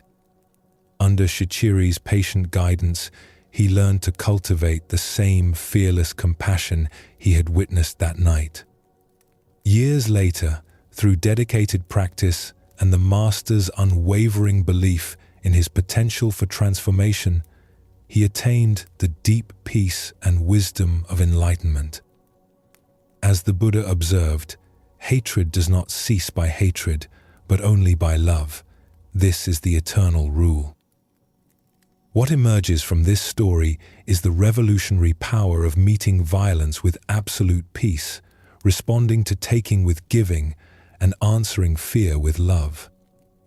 Why do we instinctively believe that force must be met with force, that aggression requires defensive reaction? Zen Buddhism reveals that this pattern, while natural, often perpetuates the very conflicts it seeks to resolve. When we respond to hostility with hostility, we simply escalate the cycle of suffering. But when we respond with genuine compassion, not passive submission, but active love, we create space for transformation that wouldn't otherwise exist. Look deeply at your own experience. When someone approaches you with anger, criticism, or demand, what is your automatic response? Most of us immediately mobilize our defenses, preparing to protect ourselves through counterattack or withdrawal.